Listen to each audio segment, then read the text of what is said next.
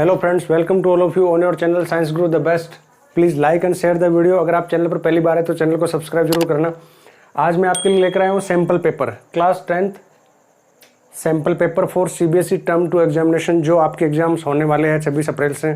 10 मई को आपका पेपर है, ठीक है। तो उसके लिए मैं आपको 10 सैम्पल पेपर यहाँ पर लेकर आऊँगा।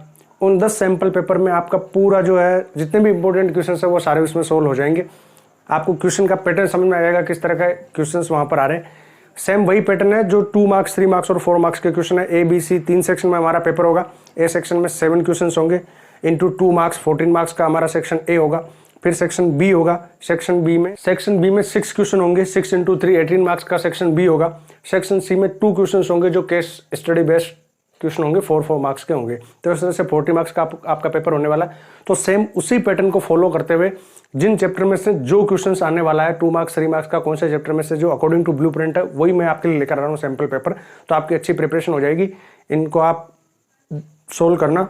इन 10 सैम्पल पेपर को अगर आप सोल्व करके चले गए ना और इनको अगर अच्छे से देख लिया ना तो आपकी 40 आउट ऑफ 40 कोई नहीं रोक सकता। तो चलो शुरू करते हैं। देखो आज ये पहला सैम्पल पेपर फर्स्ट है, ठीक है। क्वेश्चन नंबर 1 से हम स्टार्ट करते हैं। Question number 1 4th chapter carbon से है। सेकंड वाला क्वेश्चन जो है वो 5th चैप्टर से है। तो एक एक करके इनको समझते हुए चलते। देखो पहला क्वेश्चन है कि carbon has the unique property to form bonds with other carbon atom. This unique property is called catenation as we know. यहाँ पर 2 क्वेश्चन पूछ लिए 1 मार्क्स के। Why does carbon exhibit the property of catenation to maximum extent.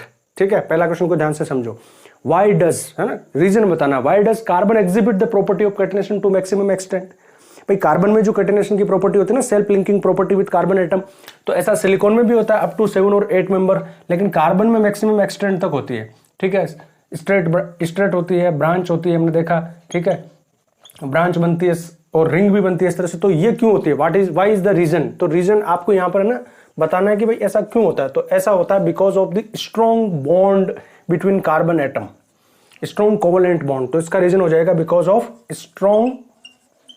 strong covalent bond between carbon atom. Why the carbon show the catenation to maximum extent? catenation तो होता है थोड़ा बहुत दूसरों में भी होता है, लेकिन जो मैक्सिमम एक्सटेंट तक जितनी लंबी या जितने ज्यादा कंपाउंड ये बनाता है उतना कोई नहीं बनाता। तो इसका रीजन क्या है, because the bond form between carbon atom that is covalent bond and this bond is very strong.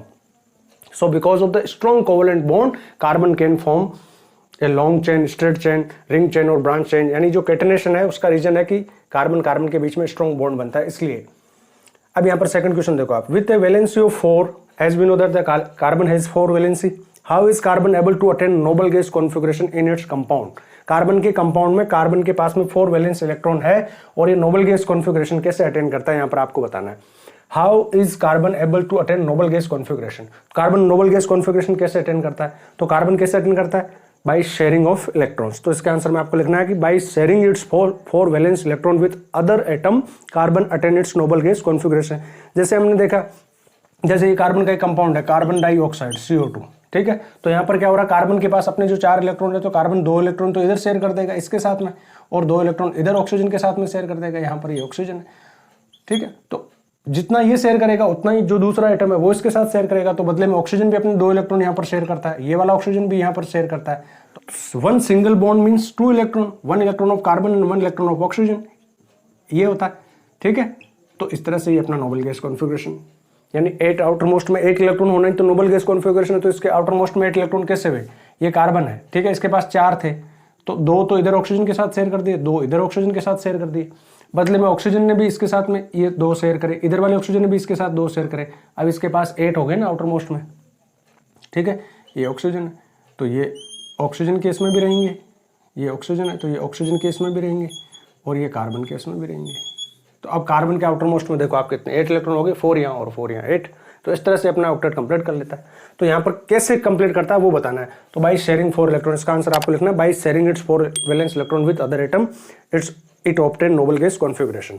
अगला क्वेश्चन देखो, ये पीरियोडिक चैप्टर वाले में से है, पीरियोडिक क्लासिफिकेशन ऑफ एलिमेंट्स वाले चैप्टर नंबर 5 में से। An element A has the following electronic configuration, KLM3 shell है इसमें, देखो 2 8 6 इलेक्ट्रॉन है इसमें। तो हमें पता चल गया इलेक्ट्रॉन कॉन्फिगरेशन से ये कौन सा है भाई, 2 + 8 10 + 6 16, 16 पे कौन है, सल्फर है ये। अब 2 क्वेश्चन पूछे आपसे, to which group and period of the periodic table does A belongs. यानी आपको ग्रुप नंबर और पीरियड नंबर बताना है। तो सिंपल सा क्वेश्चन हो गया, आपको जितने यहाँ पर सेल दिखाई दे रहे हैं ना KL M उतने पीरियड है। यहाँ पर आपको कितने सेल दिखाई दे रहे हैं, KL और M 3 सेल दिखाई दे रहे हैं, 3 सेल मतलब थर्ड पीरियड, यानी इसका पीरियड नंबर क्या हो गया, पीरियड नंबर तो हो गया 3। अब ग्रुप नंबर फाइंड आउट करना है, तो ग्रुप नंबर हमें पता चलेगा वैलेंस इलेक्ट्रॉन से। वैलेंस इलेक्ट्रॉन यानी इलेक्ट्रॉन ऑफ वैलेंस सेल, और वैलेंस सेल यानी आउटर मोस्ट सेल, जो सबसे बाहर वाला सेल है वो उसका वैलेंस सेल है। यहाँ सबसे बाहर वाला सेल कौन सा, M सेल, तो M सेल इसका वैलेंस सेल है। M सेल में कितने इलेक्ट्रॉन है उससे हमें पता चल जाएगा इसका ग्रुप नंबर। वैलेंस इलेक्ट्रॉन यहाँ पर कितने, 6, तो ग्रुप नंबर क्या हो गया 16। देखो आपको यह ध्यान रखना है कि जो बाहर आउटर मोस्ट सेल होगा वैलेंस सेल, अगर उसमें 1 या 2 इलेक्ट्रॉन है ना तो ग्रुप नंबर 1 और 2 है। अब इसके बाद में जो भी वैलेंस इलेक्ट्रॉन आएंगे उसमें आपको +10 करना है, यानी अगर वैलेंस इलेक्ट्रॉन 3 है ना तो उसका ग्रुप नंबर 13 हो जाएगा। +10 करना है, वैलेंस इलेक्ट्रॉन +10 करना है आफ्टर 3, अगर वैलेंस इलेक्ट्रॉन 3 से ज्यादा हो तो यहाँ पर 6 है तो 6 + 10 16, तो इसका ग्रुप नंबर क्या हो गया 16 हो गया। ठीक है, इस तरह से ग्रुप नंबर पीरियड नंबर पता चलेगा। अगला next question is state the number of valence electron and valency of A. Valence electron और वैलेंसी बतानी है। तो वैलेंस इलेक्ट्रॉन तो मैंने आपको बता दिया, वैलेंस इलेक्ट्रॉन है आउटर मोस्ट सेल के इलेक्ट्रॉन, तो आउटर मोस्ट सेल में यहाँ पर कितने इलेक्ट्रॉन है 6, तो इसमें वैलेंस इलेक्ट्रॉन कितने हो गए 6। और वैलेंसी कैसे पता करनी है, वैलेंसी पता करनी है कि आउटर मोस्ट सेल में कितने इलेक्ट्रॉन है। अगर 1 2 3 और 4 इलेक्ट्रॉन है तो वैलेंसी भी 1 2 3 और 4 हो जाएगी। और अगर मोर देन 4 इलेक्ट्रॉन है तो उसको 8 में से माइनस करना है, यानी अगर 5 इलेक्ट्रॉन है तो उसकी वैलेंसी 8 - 5 3 हो जाएगी। अगर 6 वैलेंस इलेक्ट्रॉन है तो वैलेंसी 8 - 6 2 हो जाएगी। अगर 7 और 8 वैलेंस इलेक्ट्रॉन है तो वैलेंसी इनकी 8 - 7 और 8 - 8 यानी 1 और 0 हो जाएगी रेस्पेक्टिवली। तो 6 इलेक्ट्रॉन है तो वैलेंसी कितनी हो जाएगी 2।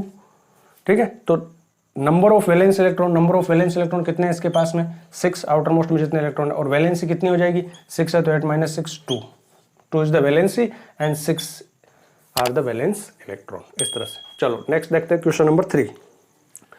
Next question number 3 is fertilization is the fusion of male gamete pollen with female gametes ovum to form a zygote. देखो फर्टिलाइजेशन की डेफिनेशन दे रखी है, fertilization is the fusion of male gamete pollen with the female gamete ovum to form a zygote, है ना। Plant वाले उसमें है, फ्लावर वाले में फर्टिलाइजेशन वाला पर ये क्वेश्चन है। अब यहाँ पर 2 क्वेश्चन आपसे पूछ, देखो what is the fate of the ovules and ovary in a flower after fertilization, पहला क्वेश्चन तो ये। दूसरा है how is the process of pollination different from fertilization, ये इंपॉर्टेंट क्वेश्चन है, इन टेक्स्ट क्वेश्चन भी है, तो इसको देखो आप ध्यान से समझ लो। पहले तो पूछा क्या आपसे, what is the fate of the ovules and the ovary in a flower after fertilization, fertilization के बाद में ओव्यूल और ओवेरी का क्या होता है, यानी वो आगे चल के क्या बनते हैं, उनका क्या फेट होता है, उनका फ्यूचर क्या होता है। तो देखो फर्टिलाइजेशन में हमें ये पता है सबसे पहले क्या होता है कि पॉलिनेशन होता है। First process is the pollination, transfer of pollen grain from anther to stigma. Same flower में हो रहा है, विद इन फ्लावर हो रहा है तो सेल्फ पॉलिनेशन, अगर दूसरे फ्लावर में हो रहा है या दूसरे प्लांट के फ्लावर में हो रहा है तो क्रॉस पॉलिनेशन। पॉलिनेशन के बाद में क्या होगा, जर्मिनेशन ऑफ पोलन ट्यूब, एक पोलन ट्यूब जर्मिनेट होगी जो स्टाइल से होते हुए ओवेरी तक रीच करेगी, ओवेरी तक जाएगी। फिर उसके बाद फर्टिलाइजेशन होगा, डबल फर्टिलाइजेशन जो होता है फ्लावर्स में। फर्टिलाइजेशन कहाँ होता है, फर्टिलाइजेशन होता है ओवेरी के अंदर।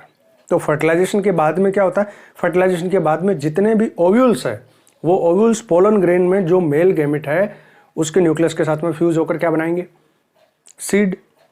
जितने ओव्यूल्स है उतने सीड बन जाएंगे, और ओवेरी जो है the ovary will turn into fruit, ovary से बन जाएगा fruit. Mature ovary, the ripened ovary is called the fruit. तो ओवेरी तो टर्न हो जाएगी फ्रूट में, और ओव्यूल्स जो है वो सारे के सारे बना लेंगे सीड। ठीक है, तो यहाँ पर आंसर आ जाएगा कि ovules become seed and ovary form fruits, या एक ओवेरी है तो एक फ्रूट, और ज्यादा ओवेरीज है तो ज्यादा फ्रूट्स बन जाएंगे, ovaries will turn into fruits. अब दूसरा जो क्वेश्चन है ना वो है how is the process of pollination different from fertilization. Pollination और फर्टिलाइजेशन में डिफरेंट बताना है। तो देखो पॉलिनेशन पहले होगा, उसके बाद ही तो फर्टिलाइजेशन होगा भाई। जब एंथर से स्टिग्मा तक सबसे पहले पोलन ग्रेन पहुंचेंगे तभी तो आगे की प्रोसेस होगी, फर्टिलाइजेशन और zygote formation, seed formation, embryonic development, वो सारी प्रोसेस तो बाद की है।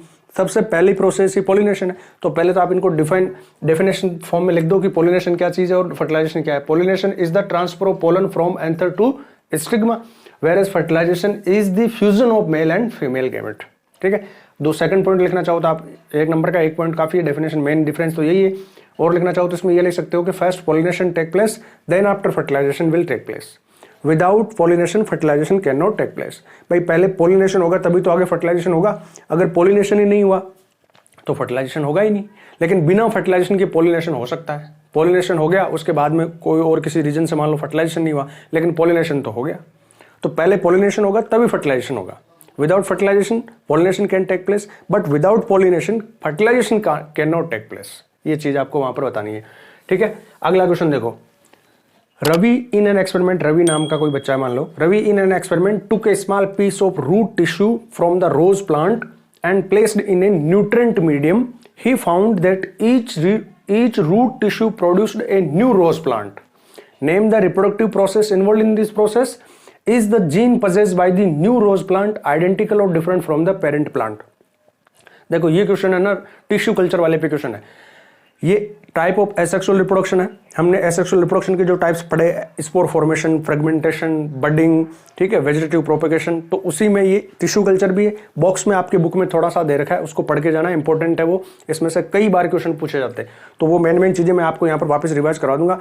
पहले तो आपको इसको देखो, ये ध्यान रखना है कि जहां पर भी कभी क्वेश्चन में ये आ जाए ना रूट टिश्यू की, उसने इस तरह से रूट टिश्यू लिया या कोई ग्रोविंग टिप ली इस तरह से, तो सीधा सा मतलब, और उसको फिर किसी मीडियम में डाला, ऐसा आ जाए कि ही प्लेस्ड दैट टिप और that tissue in a nutrient medium, इसका मतलब वो 100% श्योर हो जाओ वहीं पर कि ये क्या है, टिश्यू कल्चर है।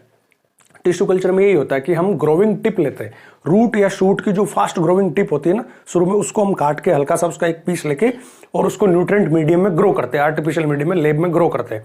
और जब वो ग्रो हो जाता है तब फिर हम उसको एक हार्मोन में रखते हैं, जैसे ऑक्सिन हार्मोन है, जिब्रेलिन, इस तरह के जो हार्मोन्स होते हैं प्लांट हार्मोन, उसमें रख के और फिर उसके आगे प्रोसेस करवाते हैं। अब यहाँ पर जो दोनों क्वेश्चन पूछे ना उनको हम देख लेते हैं। पहले तो नेम द रिप्रोडक्टिव प्रोसेस, तो प्रोसेस समझ में आ गया, इसका नाम हमारा, इस प्रोसेस का नाम है टिश्यू कल्चर। अच्छा, दूसरी चीज इसमें जो पूछी है ना कि is the gene possessed by new rose plant identical और different from the parent plant, तो यहाँ पर ये बताओ ये मेथड ऑफ रिप्रोडक्शन कौन सा है, एसेक्सुअल और सेक्सुअल? एसेक्सुअल है। एसेक्सुअल रिप्रोडक्शन में क्या होता है, जीन्स आर आइडेंटिकल और different from the parent. Genes are identical, ditto copy होते हैं, 100% अपने पेरेंट की कॉपी होते हैं। जीन्स आर आइडेंटिकल, वेरिएशन आते ही नहीं है, डिफरेंसेस आते ही नहीं है। डिफरेंसेस तो कहाँ आएंगे, सेक्सुअल रिप्रोडक्शन में। तो यहाँ पर आप क्या लिखोगे, genes are identical, the new plant will be identical to their parent plant, तो आइडेंटिकल जीन्स प्रोड्यूस होंगे। अब थोड़ा सा इसके बारे में देख लेते हैं हम टिश्यू कल्चर के बारे में। देखो टिश्यू कल्चर में क्या होता है कि रूट या शूट की जो फास्ट ग्रोविंग टिप है, अपेक्स पार्ट जो होता है, जो हमने पढ़ा ना 9th क्लास में मेरिस्टेमेटिक टिश्यू में, अपेक्स, इंटरकैलरी और वो वाला, तो उसमें से जो अपेक्स टिश्यू होते हैं वो फास्ट ग्रोविंग टिश्यू होते हैं। शूट का सबसे ऊपर वाला और रूट का सबसे नीचे वाला वो पार्ट, उसमें जो है ना डिवीजन होते रहते हैं फटाफट, सेल डिवीजन, और वो फास्ट ग्रोविंग है। तो वहां से हमें एक टिप लेनी है, cell from growing tip, root और शूट ले ली हमने। अब हम उसको न्यूट्रेंट मीडियम में प्लेस करेंगे, ऐसे मीडियम में जिसमें न्यूट्रेंट है, यानी उसको न्यूट्रेंट प्रोवाइड करेंगे ताकि उसकी फास्ट ग्रोथ हो। यानी इसमें शुगर सॉल्यूशन हो सकता है या एगार सॉल्यूशन इसको बोलते हैं, तो उसमें हम रख देंगे इसको। ये डिजीज फ्री मीडियम होना चाहिए, ठीक है, उसमें कोई बैक्टीरियल इन्फेक्शन या और किसी तरह का इन्फेक्शन नहीं होना चाहिए। डिजीज फ्री मीडियम में ये सारी प्रोसेस होती है। तो यहाँ पर इसका रैपिड सेल डिवीजन होगा, जो सेल के टिप हम लेकर आए उसमें रैपिड सेल डिवीजन होगा, और वो थोड़े से टाइम बाद में ही एक ग्रुप बना लेगा, ग्रुप ऑफ सेल। और उस ग्रुप ऑफ सेल को, वैसे ग्रुप ऑफ सेल को हम टिश्यू कहेंगे, यानी वो टिश्यू फॉर्म हो गया, इसीलिए तो इसका नाम टिश्यू कल्चर है। यानी टिश्यू से हम नया प्लांट प्रोड्यूस कर रहे हैं, new plant is produced from the tissue, that's why it's called tissue culture. तो रैपिड सेल डिवीजन होगा उस मीडियम में, एगार मीडियम में। अब जो ग्रुप ऑफ सेल बन गया उसको हम कहेंगे कैलस, ग्रुप बन जाएगा उसको हम कहेंगे कैलस या ग्रुप ऑफ सेल। कैलस यानी ग्रुप ऑफ सेल्स। अब उस कैलस में से, ग्रुप ऑफ सेल्स में से उन सेल्स को हम सेपरेट करके रखेंगे ग्रोथ मीडियम में, growth medium having plant hormone, ऐसे मीडियम में रखेंगे जिसमें जो उनको न्यूट्रिशन भी प्रोवाइड करेगा एज वेल एज वो उनको हार्मोन भी प्रोवाइड करेगा, प्लांट हार्मोन प्रोवाइड करेगा, ऑक्सीजन, जिब्रेलिन, साइटोकाइनिन, इस तरह से, ताकि उसमें फास्ट सेल डिवीजन और डिफरेंशिएशन हो जाए। मेनली हम यहाँ पर डिफरेंशिएशन करते हैं, यहाँ पर cell division fast cell division हमारा पर्पज है, और यहाँ पर हमारा डिफरेंशिएशन पर्पज है। डिफरेंशिएशन का मतलब है कि plant differentiate into root, stem and leaves. Plant के पार्ट बनने लगते हैं, रूट बनने लगता है, स्टेम बनने लगता है, लीव्स बनने लगता है, तो छोटे छोटे प्लांटलेट बन जाएंगे। इन प्लांटलेट्स को हम सॉइल में प्लेस कर देंगे, फिर सॉइल से फिर ये न्यू प्लांट प्रोड्यूस हो जाएंगे। तो ये मेथड है आपका टिश्यू कल्चर, ठीक है। और ये एसेक्सुअल रिप्रोडक्शन का मेथड है, और एसेक्सुअल रिप्रोडक्शन में genes are identical to their parent plant. देखो क्वेश्चन नंबर 5 है, in an experiment by Mendel on pea plant the trait of flower bearing purple colour capital P is dominant over white colour small p। ठीक है, ये Mendel का experiment है। Purple colour के flower है जो dominant है, जिसको कैपिटल P से शो कर रखा है। व्हाइट कलर के फ्लावर जो है वो रिसेसिव ट्रेट है, जिसको स्मॉल p से शो कर रखा है। 2 क्वेश्चन पूछे आपसे, इसके और में भी एक क्वेश्चन है, वो आपको अभी नेक्स्ट करवाऊंगा मैं। Explain the inheritance pattern of F1 and F2 with help of cross following the rules of inheritance of traits. यानी इनहेरिटेंस ऑफ ट्रेड्स के जो रूल्स है, मेंडल के रूल्स को फॉलो करते हुए आपको बताना है inheritance pattern of F1 and F2। F1 और F2 में किस तरह से इनहेरिटेंस पैटर्न रहेगा वो बताना है। State the visible character of F1 and F2 progenies. Visible character का मतलब यहाँ पर है ना फिनोटाइप है। Visible character externally visible character are the phenotype and which are not visible are genotype। genotype means genetic makeup, genetic composition है ना, उसके जीन्स कैसे है वो उसका जीनोटाइप हो जाएगा। और बाहर एक्सटर्नली दिखने में उसकी, जैसे यहाँ पर हम जो ट्रेट ले रहे हैं उसके हिसाब से बाहर से वो कैसा दिखेगा, यानी फ्लावर का कलर कैसा रहेगा, पर्पल रहेगा कि व्हाइट रहेगा, वो हो जाएगा उसका फिनोटाइप। फिनोटाइप मतलब एक्सटर्नली विजिबल कैरेक्टर। जैसे लेंथ ले रहे तो टॉल प्लांट बन रहा है कि शॉर्ट प्लांट बन रहा है, ये उसका फिनोटाइप हो जाएगा। लेकिन जेनेटिक मेकअप कैसा है, यानी 100% जीन्स प्योर वाले है कि 100% ड्वार्फ वाले है कि 100% टॉल वाले है कि 50% प्योर और 50% ड्वार्फ है, वो जीनोटाइप हो जाएगा। जीनोटाइप फिनोटाइप है। देखो ये पूरा है ना, मैंने डिटेल में समझा रखा है chapter wise most important question करके एक आपको प्लेलिस्ट मिल जाएगी डिस्क्रिप्शन में, वहां से आप इन टॉपिक को आप क्लियर करो अगर आपके ये क्लियर नहीं है तो। और साथ में हर एक टॉपिक पर मेरी आपको प्लेलिस्ट है बायोलॉजी की, वहां से ये सारे मिल जाएंगे, तो आप वहां से भी इनको देख सकते हो। देखो सबसे पहले समझ लेते हैं इसको है क्या। देखो यहाँ पर हमने कैपिटल P शो कर दिया, यहाँ पर स्मॉल p पर्पल कलर के फ्लावर है ना, तो डोमिनेंट को ये हो गया, रिसेसिव हो गया। ये करेक्ट, ये जो है ना मोनोहाइब्रिड क्रॉस है मेंडल का। तो मोनोहाइब्रिड क्रॉस में हम क्या करते हैं कि कॉन्ट्रास्टिंग ट्रेट्स वाले पेरेंट्स को लेते हैं, और वो कैसे होने चाहिए, होमोजाइगस होने चाहिए। कॉन्ट्रास्टिंग, भाई ये कॉन्ट्रास्टिंग है दोनों, ये पर्पल है और ये व्हाइट है, तो कॉन्ट्रास्टिंग हो गए। और होमोजाइगस लेना है, यहाँ पर 100% जीन्स प्योर पर्पल है और यहाँ पर 100% जीन्स जो है ना वो प्योर कैसे, व्हाइट वाले।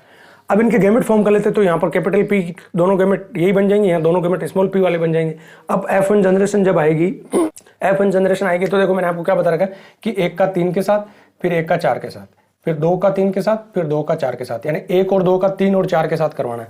तो इसको दे दिया हमने 1, ये 2, ये 3 और ये 4। तो 1 का 3 के साथ देखो, एक कैपिटल एक स्मॉल, ठीक है, फिर 1 का 4 के साथ एक कैपिटल एक स्मॉल, ठीक है, एक कैपिटल एक स्मॉल, फिर 2 का 3 के साथ एक कैपिटल एक स्मॉल, फिर 2 का 4 के साथ एक कैपिटल एक स्मॉल। यानी सारे के सारे प्लांट कैसे बन जाएंगे, क्योंकि इनमें एक डोमिनेंट है, एक कैपिटल P है, तो जैसा डोमिनेंट होगा वैसा ही दिखाई देगा। P आ गया तो ये प्लांट दिखने में कैसा दिखेगा, पर्पल कलर के फ्लावर वाला होगा ये, यानी all flowers are purple coloured flower in F1 generation. अब देखो F1 जनरेशन के जो पेरेंट है इनको हम सेल्फिंग करवाएंगे, यानी सेल्फ पोलिनेशन उनका होने देंगे, और देखेंगे कि नेक्स्ट जनरेशन F2 में क्या बनते हैं। तो F1 जनरेशन में सारे के सारे एक जैसे ही है भाई, सब में 50% जीन पर्पल वाले और 50% व्हाइट वाले।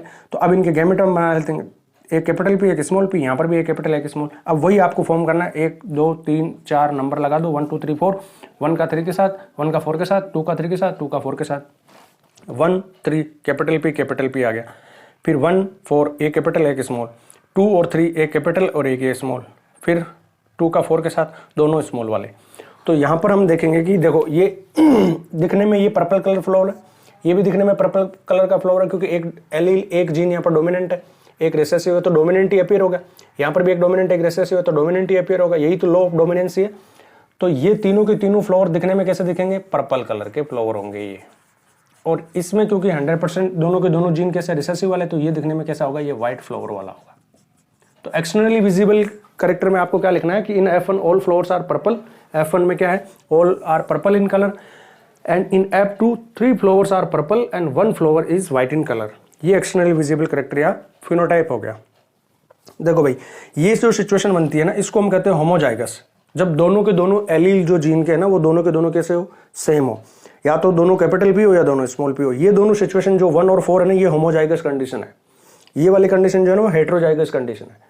तो अब यहाँ पर डोमिनेंट और रिसेसिव वाला कंसेप्ट है। तो डोमिनेंट ट्रेट क्या होता है, डोमिनेंट जीन या डोमिनेंट ट्रेट वो है which show itself in every possible combination, जो अपने आप को एक्सप्रेस करेगा चाहे कॉम्बिनेशन कैसा भी हो। तो जैसे कैपिटल P है तो कैपिटल P का एक कॉम्बिनेशन ये हो सकता है और एक कॉम्बिनेशन ये हो सकता है। इन दोनों कंडीशन में ये अपने आप को एक्सप्रेस करेगा, तो ये डोमिनेंट है। यहाँ पर भी पर्पल होगा, यहाँ पर भी पर्पल होगा, भले इसके साथ में दूसरा वाला जो जीन है ना वो रिसेसिव होगा, लेकिन ये अपीयर नहीं होगा, ये अपीयर होगा। यही तो डोमिनेंट है। और रिसेसिव क्या है, recessive gene appears when another gene is also recessive. जब दूसरा इसके साथ में रिसेसिव जीन होगा तभी ये अपना अपीयर होगा, तभी इसका इफेक्ट आएगा, अदरवाइज नहीं आएगा। ठीक है, ये वाली सिचुएशन में यहाँ पे भी रिसेसिव है, लेकिन यहाँ पर ये दिखेगा कैसा, डोमिनेंट जैसा। तो ये रिसेसिव हो गया और ये डोमिनेंट हो गया। ये dominant, capital P is the dominant, small p यानी white colour flower is the recessive and purple colour flower is the dominant trait और डोमिनेंट जीन। तो ये आपको बताना है इसमें डोमिनेंट रिसेसिव वाला कंसेप्ट। फिर ये जीनोटाइप फिनोटाइप भी पूछ सकते हैं आपसे, तो जीनोटाइप फिनोटाइप में, फिनोटाइप में क्या है 3-1 है by externally visible 3 purple white and 1 is white, so 3:1 is the phenotype और एक्सटर्नली विजिबल। अब जेनेटिक मेकअप क्या है या जेनेटिक कंपोजिशन क्या है यानी जीनोटाइप क्या है, तो जीनोटाइप हो गया 1:1, 1:2:1, ये इनका जीनोटाइप है, यानी जीन्स कैसे। तो आप देखो एक प्लांट ऐसा है या एक फ्लोर ऐसा है जिसमें 100% जीन कैसे है, पर्पल वाले तो 1, 2 प्लांट ऐसे है या 2 फ्लोर ऐसे जिनमें 50% जीन तो डोमिनेंट है और 50% रिसेसिव है, तो ये 2 है, और एक ऐसा है जिसमें 100% रिसेसिव है, तो 1:2:1, ये इनका जीनोटाइप हो गया F2 जनरेशन का। अब इसके जो और में क्वेश्चन है ना वो करते हैं। नेक्स्ट क्वेश्चन देखो, जो और में है ना 5th के, वो सेम इसी पे है, वहाँ पर पर्पल और व्हाइट ले लिया था, यहाँ पर भी मोनो हाइब्रिड क्रॉस है, यहाँ पर आपको टॉलनेस और शॉर्टनेस लेके क्वेश्चन पूछा, सेम वही है दोनों क्वेश्चन, उसी तरीके से थोड़ा सा देख लेते। देखो, while performing an experiment on pea plant, Mendel cross the pea plant, tall pea plant with short plant and produce F1 progeny through cross fertilization. ठीक है, टॉल और शॉर्ट ले लिया। अब 2 क्वेश्चन पूछे कि what type of progeny was obtained by Mendel in F1 and F2 generation when he crossed the tall and short plants. Tall और short plant को जब उसने क्रॉस किया तो प्रोगेनी जो F1 और F2 में आई वो किस टाइप की आई आपको बताना है। तो यहाँ पर आपको मेनली टॉल और शॉर्ट चीजें बतानी है कि टॉल प्लांट कितने आए, शॉर्ट प्लांट कितने आए F1 में और F2 में। Write the ratio, second B question है, write the ratio he obtained in F2 generation plant. देखो रेशियो पूछा है, तो रेशियो में ना तो आपको क्लियरली जीनोटाइप दिया ना फिनोटाइप दिया, आप दोनों लिख के आ जाओ, जीनोटाइप भी लिख के आ जाओ, फिनोटाइप भी लिख के आ जाओ। पता नहीं क्योंकि मेंशन नहीं कर रखा कौन से रेशियो की बात हो रही, तो दोनों रेशियो आप लिख दो, जीनोटाइप का रेशियो भी लिख दो और फिनोटाइप का रेशियो भी लिख दो। चलो पहले कर लेते हैं इसको। देखो भाई, ये हमने सबसे पहले वही करना है, क्या करना है, हमें कॉन्ट्रास्टिंग कैरेक्टर वाले पेरेंट लेने हैं। ठीक है, कॉन्ट्रास्टिंग कैरेक्टर एंड लेने कैसे, होमोजाइगस, होमोजाइगस कॉन्ट्रास्टिंग पेरेंट कैसे होना चाहिए, होमोजाइगस कॉन्ट्रास्टिंग। ये होमोजाइगस है, दोनों कैपिटल है, ये भी होमोजाइगस है, दोनों स्मॉल है। कॉन्ट्रास्टिंग है, एक दूसरे के अपोजिट कैरेक्टर है, ये लंबा है तो ये छोटा है ना, ये ले लिया। इनका हमने क्रॉस करवाया दोनों के वजह। तो सबसे पहले इसके गेमेट दोनों कैपिटल कैपिटल, इसके दोनों गेमेट स्मॉल स्मॉल। अब देखो वही मैंने जो बताया आपको 1, 2, 3 और 4, तो 1 का 3 के साथ, फिर 1 का 4 के साथ। ठीक है, तो 1 का 3 के साथ देखो कैपिटल स्मॉल आ गया, फिर 1 का 4 के साथ कैपिटल स्मॉल आ गया। ठीक है, फिर 2 का 3 के साथ ये कैपिटल ये स्मॉल, फिर 2 का 4 के साथ कैपिटल स्मॉल। सारे के सारे कैसे हैं, ये F1 जनरेशन आ गई हमारी। ठीक है, 1 का 3 के साथ करवाना, फिर 1 का 4 के साथ करवाना, फिर 2 का 3 के साथ करवाना, फिर 2 का 4 के साथ करवाना है। ठीक है, 13, 14, 23, 24, इस तरह से याद रख लो कैसे भी। All plants are tall in F1 generation, तो F1 जनरेशन में सारे के सारे टॉल प्लांट होंगे, शॉर्ट प्लांट अपीयर नहीं होंगे। यही तो लॉ ऑफ डोमिनेंसी है। What is law of dominancy? According to law of dominancy in monohybrid cross only dominant trait will appear in F1 generation. Recessive trait will not appear in F1 generation. Recessive trait will appear in F2 generation. ठीक है, ये dominant trait है। और dominant trait किसे कहते हैं? What is dominant trait? Dominant traits are the traits which appear in F1 generation in monohybrid cross, and the traits which do not appear in F1 generation of monohybrid cross are called recessive traits. Or we can say that traits which express itself in any possible combination is called dominant trait. Here capital T is the dominant. It express itself in this combination and in this combination also. किसी भी combination में अपने आप को express करेगा। Recessive traits are the traits which express itself only in the absence of dominant traits. जब इसके साथ में dominant trait नहीं होगा तभी recessive appear होगा, तो वो recessive trait है।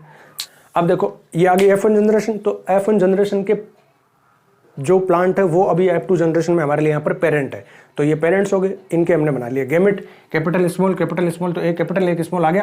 1, 2, 3, 4 नंबर देके उस तरह से 1 का 3 के साथ दोनों कैपिटल, फिर 1 का 4 के साथ एक कैपिटल एक स्मॉल, फिर 2 का 3 के साथ, फिर 2 का 4 के साथ, तो 2 का 3 के साथ कैपिटल स्मॉल, 2 का 4 के साथ दोनों स्मॉल स्मॉल। ठीक है, 1 plant is 100% pure tall plant, 2 plants are tall but hybrid, क्योंकि 50% जीन डोमिनेंट है, 50% जीन रिसेसिव है, तो दिखने में तो टॉल होंगे लेकिन हाइब्रिड होंगे ये, क्योंकि इनके जीन जो है ना वो 100% प्योर टॉल नहीं है। ये शॉर्ट है, 100% रिसेसिव जीन। तो फिनोटाइप क्या हो गया, ये तीनों दिखने में कैसे दिखेंगे, टॉल प्लांट, तो फिनोटाइप में 3 लंबे 1 बोना, तो 3:1 is the phenotype. Phenotype is 3:1 in F2 generation. Genotype में अगर जेनेटिकली कॉम्बिनेशन का देखे, जेनेटिक मेकअप देखे, तो यहाँ पर देखो एक प्लांट ऐसा है जिसमें 100% जीन कैसे है, टॉल, दो प्लांट ऐसे हैं जिनमें 50% जीन टॉल 50% जीन शॉर्ट है, तो ऐसे दो प्लांट है। एक प्लांट ऐसा है जिसमें 100% जीन कैसे है, शॉर्ट वाले, तो जीनोटाइप क्या हो गया 1:2:1। तो ये आप लिख दो, phenotype is 3:1, 3 tall 1 short. Genotype is 1:2:1, 1 is pure tall, 2 are hybrid tall and 1 is pure short. ठीक है, चलो अब करते हैं क्वेश्चन नंबर 6। नेक्स्ट देखो, question number 6 is a charge particle enter at right angle into a uniform magnetic field as shown. What should be the nature of charge on the particle if it begins to move in a direction pointing vertically out of the page? State the rule to find it. दो question पूछे, इस तरह का question जो है in text question में भी ऐसा क्वेश्चन आ सकता है। इन क्वेश्चंस को आपको ध्यान से समझना। देखो यहाँ पर है ना, आपको नेचर ऑफ चार्ज पूछी जा सकती है कि पॉजिटिव है नेगेटिव है, डायरेक्शन ऑफ मूवमेंट पूछी जा सकती है, direction of force that is direction of movement वो पूछी जा सकती है। तो इन क्वेश्चंस को कैसे करना है यहाँ पर आपको समझना ध्यान से। देखो यहाँ पर हमें ना ये यूज करना है, लेफ्ट हैंड रूल यूज करना है, फ्लेमिंग्स लेफ्ट हैंड रूल। दो है हमारे पास, राइट हैंड रूल और लेफ्ट हैंड रूल। तो लेफ्ट हैंड में हम इलेक्ट्रोमैग्नेटिक फोर्स की डायरेक्शन निकालते हैं, या ये निकालते हैं direction of EMF electromagnetic force, और राइट हैंड थंब रूल से हम मिडिल ये वाली फिंगर यानी direction of induced current find out करने के लिए हम इसको काम में लेते हैं। मोटर का प्रिंसिपल ये है और जनरेटर का प्रिंसिपल ये है, राइट हैंड वाला। ऐसे क्वेश्चंस में आपको क्या करना है कि तीन चीजें यहां पर इन्वॉल्व होगी, तीनों को आपको ऐसे म्यूचुअली परपेंडिकुलर स्ट्रेच करनी है। Thumb will represent the direction of force और direction of movement, this index finger will show the direction of magnetic field and middle finger will show the direction of current. Father mother child, father force, mother magnet और child यानी current. तो अब देखो जैसे जैसे question कह रहा है उसके हिसाब से करते जाओ आप इसके अकॉर्डिंग कि राइट एंगल पर ये इंटर कर रहा है मैग्नेटिक फील्ड में, तो ये मैग्नेटिक फील्ड की डायरेक्शन है, यानी इस डायरेक्शन में कौन रहना चाहिए अपना, कौन से फिंगर रहनी चाहिए, ये वाली मैग्नेटिक फील्ड की डायरेक्शन। और चार्ज पार्टिकल इस तरह से एंटर कर रहा है, ठीक है। अब साथ में ये क्या कह रहा है, the particle if it begins to move in a direction pointing vertically out, यानी जो मूवमेंट की डायरेक्शन है इस चार्ज पार्टिकल में वो vertically out of the page है। ये पेज है या जिस पेज पे आप लिख रहे हो नोटबुक के, उस पेज के वर्टिकली आउट, जैसे ये पेज है तो इसका वर्टिकली आउट क्या हो जाएगा, ये वाला डायरेक्शन, यानी इस डायरेक्शन में वो मूव कर रहा है। तो direction of movement, direction of motion that is direction of force. तो डायरेक्शन यानी थंब इधर रखना है, थंब ऐसे बाहर की तरफ रहेगा। तो अब हम इसके हिसाब से शो करते हैं। देखो मैग्नेटिक फील्ड के डायरेक्शन में कौन सी फिंगर को रखनी है, इसको, तो ये मैग्नेटिक फील्ड के डायरेक्शन में आ गई। अब थंब किधर रहना चाहिए, वर्टिकली आउट, तो ये वर्टिकली आउट हो गया। तो मिडिल फिंगर किधर जा रही है, अप टू डाउन, यानी जो चार्ज पार्टिकल जैसे जा रहा है उसी डायरेक्शन में। तो ये डायरेक्शन क्या होगी बताओ भाई, चार्ज पार्टिकल की डायरेक्शन अगर ये है तो ये डायरेक्शन कौन सी होगी, डायरेक्शन ऑफ करंट, क्योंकि मिडिल फिंगर क्या शो करती है, डायरेक्शन ऑफ करंट। तो चार्ज पार्टिकल की डायरेक्शन वही है ना जो डायरेक्शन ऑफ करंट है, और डायरेक्शन ऑफ करंट क्या होती है, पॉजिटिव टू नेगेटिव। भाई ये मैग्नेटिक फील्ड की डायरेक्शन होगी, ये मूवमेंट ये वर्टिकली आउट आ रहा है, वर्टिकली आउट आ रहा है तो मतलब ये ऐसे आएगा। तब ये मिडिल फिंगर की डायरेक्शन क्या है, अप टू डाउन, जैसे यहाँ पर इस डायग्राम में शो कर रखे चार्ज पार्टिकल की डायरेक्शन वही है। तो चार्ज पार्टिकल की डायरेक्शन क्या है, डायरेक्शन ऑफ इलेक्ट्रिक करंट, यहाँ पर ये, और डायरेक्शन ऑफ इलेक्ट्रिक करंट क्या होती है, पॉजिटिव टू नेगेटिव। तो ये जो चार्ज पार्टिकल है वो पॉजिटिव टू नेगेटिव जा रहा है। पॉजिटिव टू नेगेटिव कौन सा चार्ज पार्टिकल जाएगा, जिस पर पॉजिटिव चार्ज होगा तभी तो वो नेगेटिव की तरफ जाएगा। तो इस पर चार्ज कैसा हो गया, पॉजिटिव चार्ज। तो using Fleming left hand rule the nature of particle is positive, यानी वो पॉजिटिव चार्ज पार्टिकल है। State the rule to find out. तो यहाँ पर हमको लेफ्ट हैंड रूल को एक्सप्लेन करके लिख देना उसको। तो यहाँ पर हम लिख देंगे कि according to Fleming's left hand rule, if the thumb, index finger and middle finger are stretched mutually perpendicular to each other, there is 90-degree angle, right angle between all these three, then the thumb will show the direction of movement or direction of force, index finger will show the direction of magnetic field lines or direction of magnetic field, and middle finger will show the direction of current। यानी तीनों को इस तरह से अगर mutually perpendicular हम stretch करें 90 degree पे, तो थंब डायरेक्शन ऑफ फोर्स को, ये डायरेक्शन ऑफ मैग्नेटिक फील्ड को, और ये डायरेक्शन ऑफ करंट को शो करेगी। ये आपको स्टेटमेंट लिख देना 2 लाइन में। अब इसके और में एक क्वेश्चन और पूछा है। ये क्वेश्चन क्या है, देखो 2 क्वेश्चन पूछे और भी। Identify the diagram and write the principle involve in its working, यानी आपको डायग्राम को आइडेंटिफाई करना है कि डायग्राम किस चीज का है। तो ये डायग्राम किस चीज का है, देखो सीधा सा दिख रहा है, नॉर्थ साउथ, यानी ये मैग्नेटिक पोल है, बीच में एक कॉइल है, ये एक्सल है, ये एक्सटर्नल सर्किट है। तो ये सीधा से, अगर यहाँ गैल्वेनोमीटर हो जाता तो ये जनरेटर हो सकता था, लेकिन यहाँ पर देखो प्लस माइनस, यानी ये क्या है, मोटर है, सिंपल इलेक्ट्रिक मोटर का ये डायग्राम है। तो इसका आंसर हो गया सिंपल इलेक्ट्रिक मोटर। इसका आइडेंटिफाई द डायग्राम का कि ये सिंपल इलेक्ट्रिक मोटर का डायग्राम है। Write the principle involve in its working. तो इसकी वर्किंग में कौन सा प्रिंसिपल होता है, तो प्रिंसिपल होता है इसकी वर्किंग में electromagnetic force. It works on the principle of electromagnetic force, है ना, इसी प्रिंसिपल पे काम करती है। अब इलेक्ट्रोमैग्नेटिक फोर्स वाला प्रिंसिपल क्या है, तो वो ये है कि when A current carrying coil placed in a magnetic field then it means coil, when the coil experience a force on it which causes it to move. When a current carrying coil placed in a magnetic field, placed in a magnetic field, it experience a force on it, and due to that force it start rotating, it start to move. That is called electromagnetic force. That force is called electromagnetic force. So this is the principle of motor, है ना। अब इसमें एक second question हो रहा है, वो B वाला क्या है, what is the function of brushes and split ring in it. इसमें स्प्लिट रिंग जो ये है, ये स्प्लिट रिंग जो है ये, और इस स्प्लिट रिंग पे ये जो ब्रश लगे रहते हैं, इनका क्या रोल है, ये इंपॉर्टेंट क्वेश्चन बनता है, इनको ध्यान से समझना है। देखो ब्रश तो वो स्टेशनरी होता है, स्प्लिट रिंग इस एक्सल के साथ में रोटेट करती है। जैसे जैसे एक्सल घूमता है उस एक्सल के साथ साथ में वो जो स्प्लिट रिंग है वो भी घूमती है, लेकिन ब्रश जो है वो स्टेशनरी होते हैं, वो ऐसे इस पर कंप्रेस रहते, दबे रहते हैं, ये घूमती रहती है और वो ब्रश इस पर ऐसे स्ट्रेस मतलब ऐसे कंप्रेस्ड रहते, दबे हुए रहते हैं।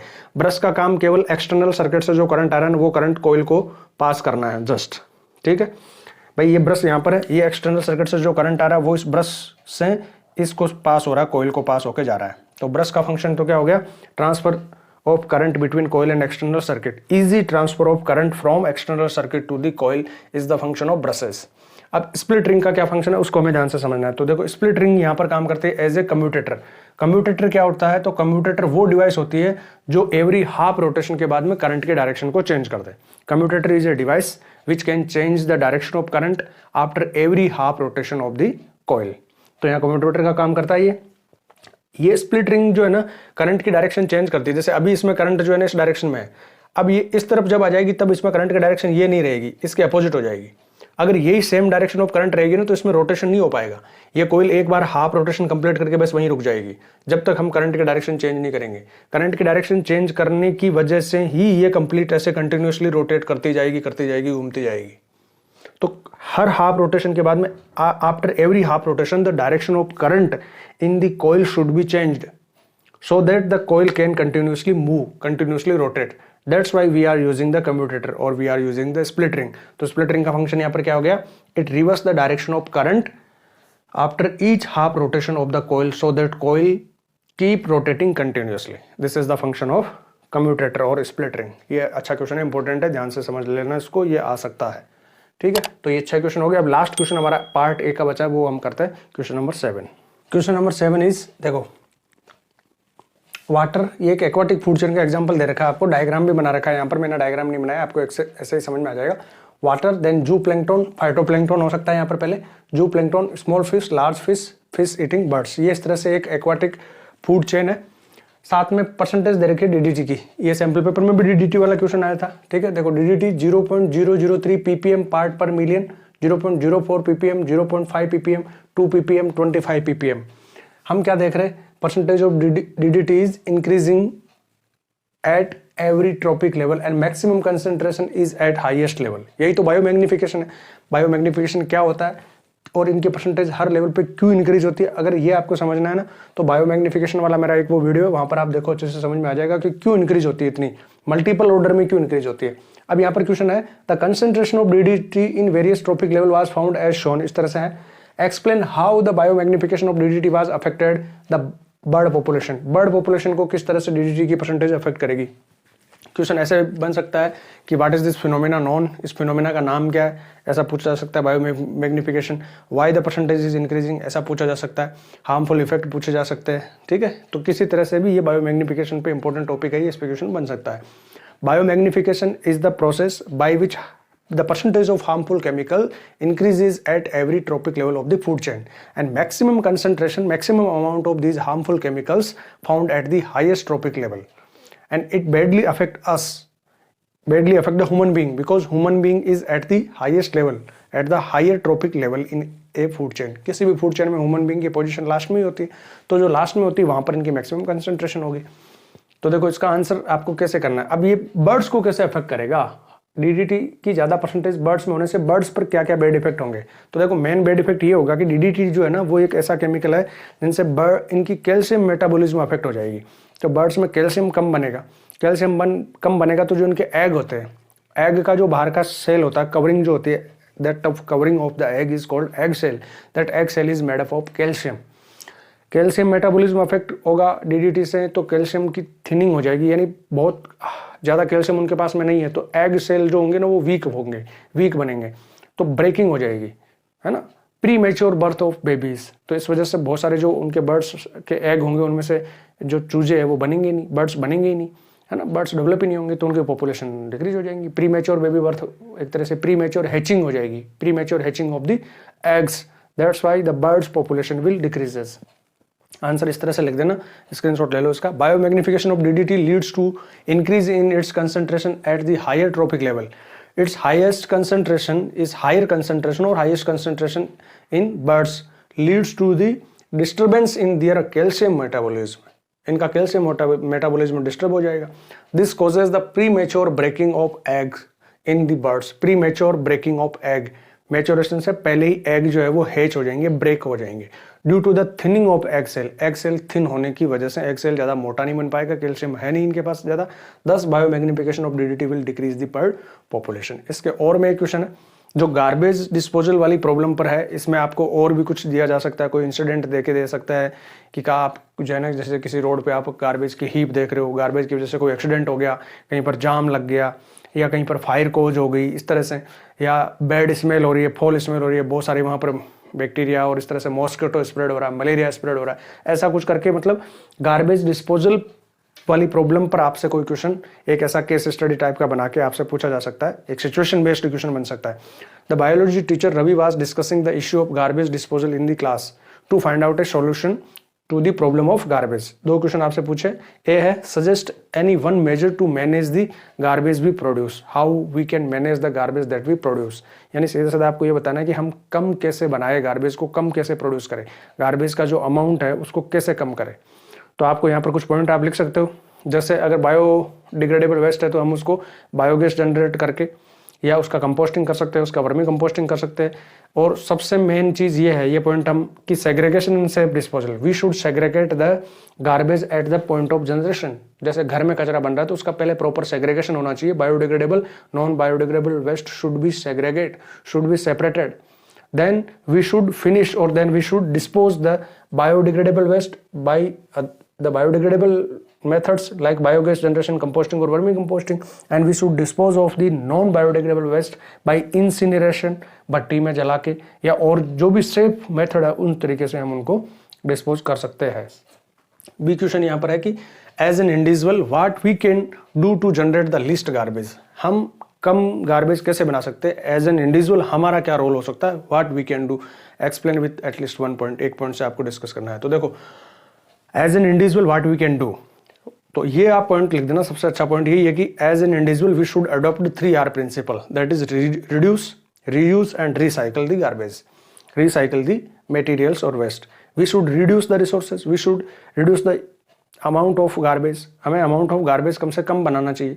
Then we should reuse, plastic item को हम रीयूज कर सकते हैं, प्लास्टिक बोतल है, प्लास्टिक कैन से, इस तरह से बोतल से, कांच की बोतल है, इनको भी हम रीयूज कर सकते हैं, बुक्स है, इन चीज़ों को रीयूज कर सकते हैं। रिसाइकल, जो भी रिसाइकलेबल वेस्ट है उसको हमें रिसाइकल के लिए देना चाहिए, है ना, तो ये हम कर सकते हैं, मेन चीज़ ये। इसके अलावा देखो कुछ ये पॉइंट भी आप लिख सकते हो, यहाँ पर एक ही पॉइंट पूछा है, आप कोई सा भी लिख सकते हो। Reduce the use of non biodegradable waste, देखो मेन जो गार्बेज डिस्पोजल वाली प्रॉब्लम है वो नॉन बायोडिग्रेडेबल वेस्ट की वजह से। Biodegradable waste will be biodegraded, will be break down into simpler substance by the bacteria और by the decomposers in the environment, they do not cause so much bad effect in the environment, ज़्यादा उनका environment में bad effect नहीं होने वाला biodegradable waste का, उसका decomposition हो जाएगा। मेन जो प्रॉब्लम है ना वो नॉन बायोडिग्रेडेबल वेस्ट है, तो नॉन बायोडिग्रेडेबल वेस्ट को अगर हम जितना ज़्यादा, इसका सबसे बड़ा सॉल्यूशन यही है कि हम उनको कम से कम बनाए, ऐसा कचरा बनाए ही नहीं जो नॉन बायोडिग्रेडेबल हो। लाइक पॉलीथीन, थर्मोकोल, इनको हमें रिड्यूस करना है, इनका यूज़, इनका कम से कम यूज़ करें, थर्मोकोल का, पॉलीथीन का। और वी एंड ये पॉइंट भी हम ले सकते हैं कि we should reuse the empty plastic bottles, empty plastic cans etcetera. तो इस तरह से इस क्वेश्चन का हम आंसर कर सकते हैं। तो ये पार्ट ए हमारे यहाँ कंप्लीट हो गया। हम देखते हैं पार्ट बी में 6 क्वेश्चन है जो 3 मार्क्स वाले, तो वो कौन कौन से क्वेश्चन हो सकते हैं इंपॉर्टेंट, किस चैप्टर में से बन सकते हैं वो करते हैं। Part B, section B, 3 marks question है ना, ईच क्वेश्चन सेव 3 मार्क्स, ठीक है। 3 मार्क्स वाले 6 क्वेश्चन यहाँ पर हम करेंगे। देखो क्वेश्चन नंबर 8 और 9 यहाँ पर हम करने वाले। Question number 8 is the following table shows the position of element A B C D and E in MPT modern periodic table. Modern periodic table है ये, और यहाँ पर आपको 5 एलिमेंट है जो शो कर रखे, ये ग्रुप नंबर है ऊपर और ये इधर पीरियड नंबर है, पीरियड नंबर 2 और 3, ग्रुप नंबर 1 2 3 to 12 एक साथ लिख दिया, मिडिल वाला इस तरह से बना रखा, 13 14 15 16 17 18 ये ग्रुप नंबर हो गए। 3 क्वेश्चन यहाँ से पूछे आपसे। देखो ये पोजिशन ऑफ एलिमेंट्स है, trends in modern periodic table, यही 2 इंपॉर्टेंट टॉपिक है इस चैप्टर में, चैप्टर नंबर 5 में, जिन पे क्वेश्चन बन सकता है। मॉडर्न पीरियोडिक टेबल को आपको अच्छे से लर्न करना, सबसे इजी चैप्टर ही होने वाला है। अगर आपको समझ में आ गया तो मॉडर्न पीरियोडिक टेबल के ट्रेंड्स को आपको समझना है। इसके लिए आपको प्लेलिस्ट है मेरी नीचे केमिस्ट्री की, वहाँ पर आपको वीडियो मिल जाएंगे, वहाँ से आप अच्छे से समझो मॉडर्न पीरियोडिक टेबल और ट्रेंड्स को। उसके बाद ये क्वेश्चन तो आप सबसे पहले करने वाले हो, इतना इजीली आपको समझ में आ जाएगा, इतना बेसिक मैंने अच्छे से उसको वहाँ पर समझा रखा है, आप वहाँ से देखना। देखो पहला क्वेश्चन यहाँ पर क्या है, विच element is a metal with 2 valence electrons. तो यहाँ पर मेटल कौन कौन सी है मॉडर्न पीरियोडिक टेबल में, ग्रुप नंबर 1, ग्रुप नंबर 2 और ग्रुप नंबर 13, ये मेटल है। बीच वाली भी है मेटल, ज़्यादातर मेटल ये जो ग्रीन कलर में शो कर रखी है, लेकिन उन पर ज़्यादा क्वेश्चन बनेगा नहीं, तो ये आपको ध्यान रखना है कि जिनके वैलेंस इलेक्ट्रॉन 1 2 और 3 है वो मेटल है सारी। कार्बन जो है ना वो नॉन मेटल है, कार्बन के बाद में ग्रुप नंबर 14 और उसके बाद वाली सारी नॉन मेटल है। तो देखो ग्रुप नंबर ए ये मेटल है, और ये ग्रुप नंबर 2 में डी ये मेटल है। अब यहाँ पे आपसे पूछा क्या है, विथ 2 वैलेंस इलेक्ट्रॉन, जिसके पास वैलेंस इलेक्ट्रॉन 2 हो। तो जिस ग्रुप नंबर 1 में सबके पास वैलेंस इलेक्ट्रॉन 1 है, ग्रुप नंबर 2 में सबके पास वैलेंस इलेक्ट्रॉन 2 है, और अब 13 से आ जाना है आपको, +10 कर लेना है। 13 वाले के पास में वैलेंस इलेक्ट्रॉन कितने हैं, वैलेंस इलेक्ट्रॉन 3 है, यानी ग्रुप नंबर में से -10 करना है आफ्टर 13 के बाद 13 से। यहाँ पर जितना भी ग्रुप नंबर है ना उसमें से -10 कर दो, वैलेंस इलेक्ट्रॉन आ जाएंगे।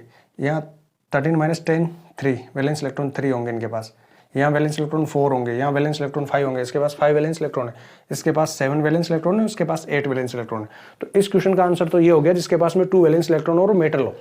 तो ये मेटल कौन है, जिनके पास वैलेंस इलेक्ट्रॉन 1 2 3 है, तो इसके पास 2 है, ग्रुप नंबर 2 का मेंबर है ये। वैलेंस इलेक्ट्रॉन पूछ लिया, वैलेंसी भी पूछी जा सकती है कि जिसकी वैलेंसी 2 हो, तो यही है वैलेंसी। और वैलेंस इलेक्ट्रॉन वाला कंसेप्ट आपको समझाया मैंने अभी, और उन वीडियोस में भी आप वहाँ से भी समझ लो अगर आपको नहीं आया अभी तक। तो अगर वैलेंस इलेक्ट्रॉन 1 2 3 4 तो वैलेंसी भी 1 2 3 4। अगर वैलेंस इलेक्ट्रॉन 5 6 7 8 तो उसको 8 में से माइनस करना है, 8 - 5 वैलेंसी 3, 8 - 6 वैलेंसी 2, ऐसे। तो वैलेंसी 2 है, वैलेंस इलेक्ट्रॉन 2 है डी के पास, तो इसका आंसर हो गया डी। नेक्स्ट क्वेश्चन है, विच element is least reactive. Least reactive कौन सा, देखो ये क्वेश्चन है ना बुक में अलग से ट्रेंड वाले में ये रिएक्टिविटी वाला है नहीं, लेकिन इस पर क्वेश्चन आता है और इस बार भी आने के पक्के चांसेस है, तो इसको आप समझ लो। रिएक्टिविटी में आपको ये देखना है कि जिसकी जितनी एटॉमिक साइज छोटी है, स्मॉल एटॉमिक साइज है ना, वो उतना ही ज्यादा मोर रिएक्टिव है, ठीक है। Small atomic size means more reactive. लेकिन ओवरऑल अगर हम देखें जितने भी एलिमेंट है तो उनमें सबसे लिस्ट रिएक्टिव जो है ना वो है ग्रुप नंबर 18 के member. They are least reactive because their octet is completed. पूरी टेबल में मेटल नॉन मेटल में अगर हम देखें तो सबसे ज्यादा लिस्ट रिएक्टिव कौन है, ग्रुप नंबर 18 के मेंबर है। तो इस क्वेश्चन का यहाँ पर आंसर हो जाएगा ग्रुप नंबर 18 का जो मेंबर है ना, सी। वो अगर सी के अलावा आप में से इनमें से किसी में से पूछे ना तो मेटल वाले में तो आपको ये ध्यान रखना है, मेटल की जो 3rd चैप्टर में हमने वो रिएक्टिविटी सीरीज पढ़ी थी हम, तो उसमें जैसे कनालिका, पोटेशियम सबसे पहले, फिर सोडियम है, फिर लिथियम है। तो सबसे स्मॉल साइज वाली सबसे ज़्यादा रिएक्टिव है। सोडियम लिथियम की सबसे कम छोटी साइज होती है, वो सबसे ज़्यादा रिएक्टिव है, मोस्ट रिएक्टिव मेटल है। जैसे जैसे नीचे की तरफ जाएंगे अगर हम इसमें ग्रुप में तो साइज इंक्रीज होती जाएगी, एटॉमिक साइज। तो जो नीचे आ रही है ना पोजीशन जिसकी 3rd 4th 5th पीरियड में, वो एटॉमिक साइज लार्ज होने की वजह से जो 1st और 2nd पीरियड वाली है उनसे लीस्ट रिएक्टिव होगी, यानी मोस्ट रिएक्टिव ये वाली होगी अगर ए और डी में कंपेयर करें तो। और नॉन मेटल में आपको ये देखना है कि नॉन मेटल में अगर हम इस तरफ जा रहे हैं ना तो नॉन मेटल में वो इलेक्ट्रोनेगेटिविटी वाला कंसेप्ट लगाना है। ग्रुप नंबर 17 वाली मोस्ट रिएक्टिव होती है ज़्यादातर, ठीक है। सबसे ज़्यादा मोस्ट रिएक्टिव होती है फ्लोरीन, ठीक है।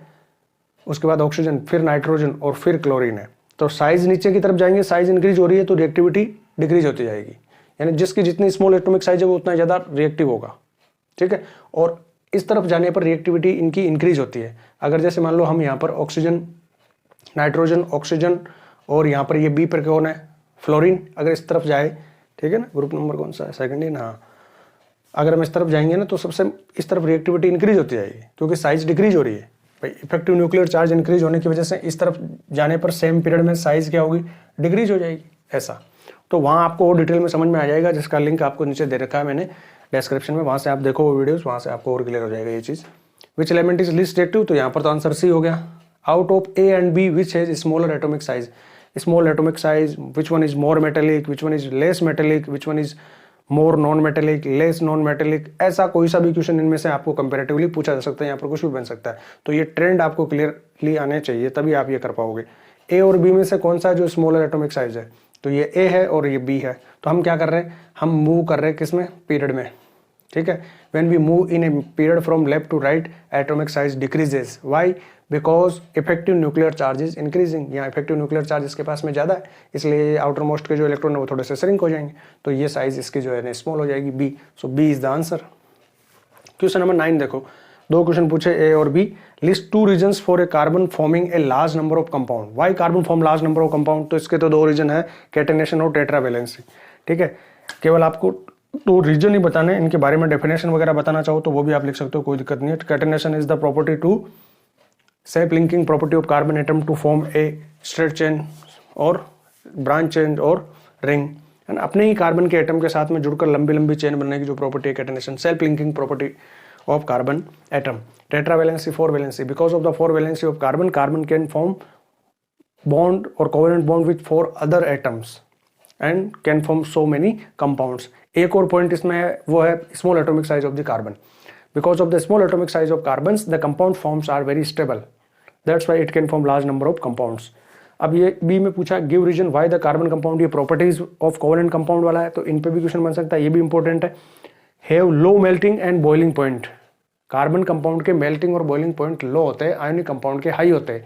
क्यों होते हैं, तो आयोनिक कंपाउंड में जो है ना इंटरमोलिकुलर फोर्स है ना वो बहुत ज्यादा स्ट्रॉन्ग होता है, इसलिए। जबकि यहाँ पर है ना intermolecular force of attraction is very weak. देखो 2 फोर्स है, इसको ध्यान से समझना, intermolecular force and intramolecular force. With in molecule is the intra molecule, तो इंट्रामोलिक्यूल फोर्स तो यहाँ पर भी बहुत स्ट्रॉन्ग है, इसलिए ये कोवेलेंट कंपाउंड स्टेबल है। लेकिन 2 मोलिक्यूल के बीच में, जैसे मान लो एक कार्बन CO2 है, एक कोवेलेंट कंपाउंड, एक CO2 का मोलिक्यूल ये है, दूसरा CO2 का मोलिक्यूल ये है, इन दोनों के बीच में जो फोर्स है ना वो स्ट्रॉन्ग नहीं है, that's why they have low melting point and boiling point. Intermolecular, 2 molecule के बीच में, एक मोलिक्यूल के अंदर तो शेयरिंग ऑफ इलेक्ट्रॉन होगी, जैसे CO2 में कार्बन और ऑक्सीजन के बीच में शेयरिंग ऑफ इलेक्ट्रॉन होगी, इस वजह से स्ट्रॉन्ग फोर्स बन गया वो एक तरीके से, तो वो तो स्टेबल है। लेकिन एक CO2 मोलिक्यूल से दूसरे CO2 मोलिक्यूल के बीच में जो इंटरमोलिकुलर फोर्स ऑफ अट्रैक्शन है वो स्ट्रॉन्ग नहीं है। So because of the weak intermolecular force of attraction they have low melting and boiling point.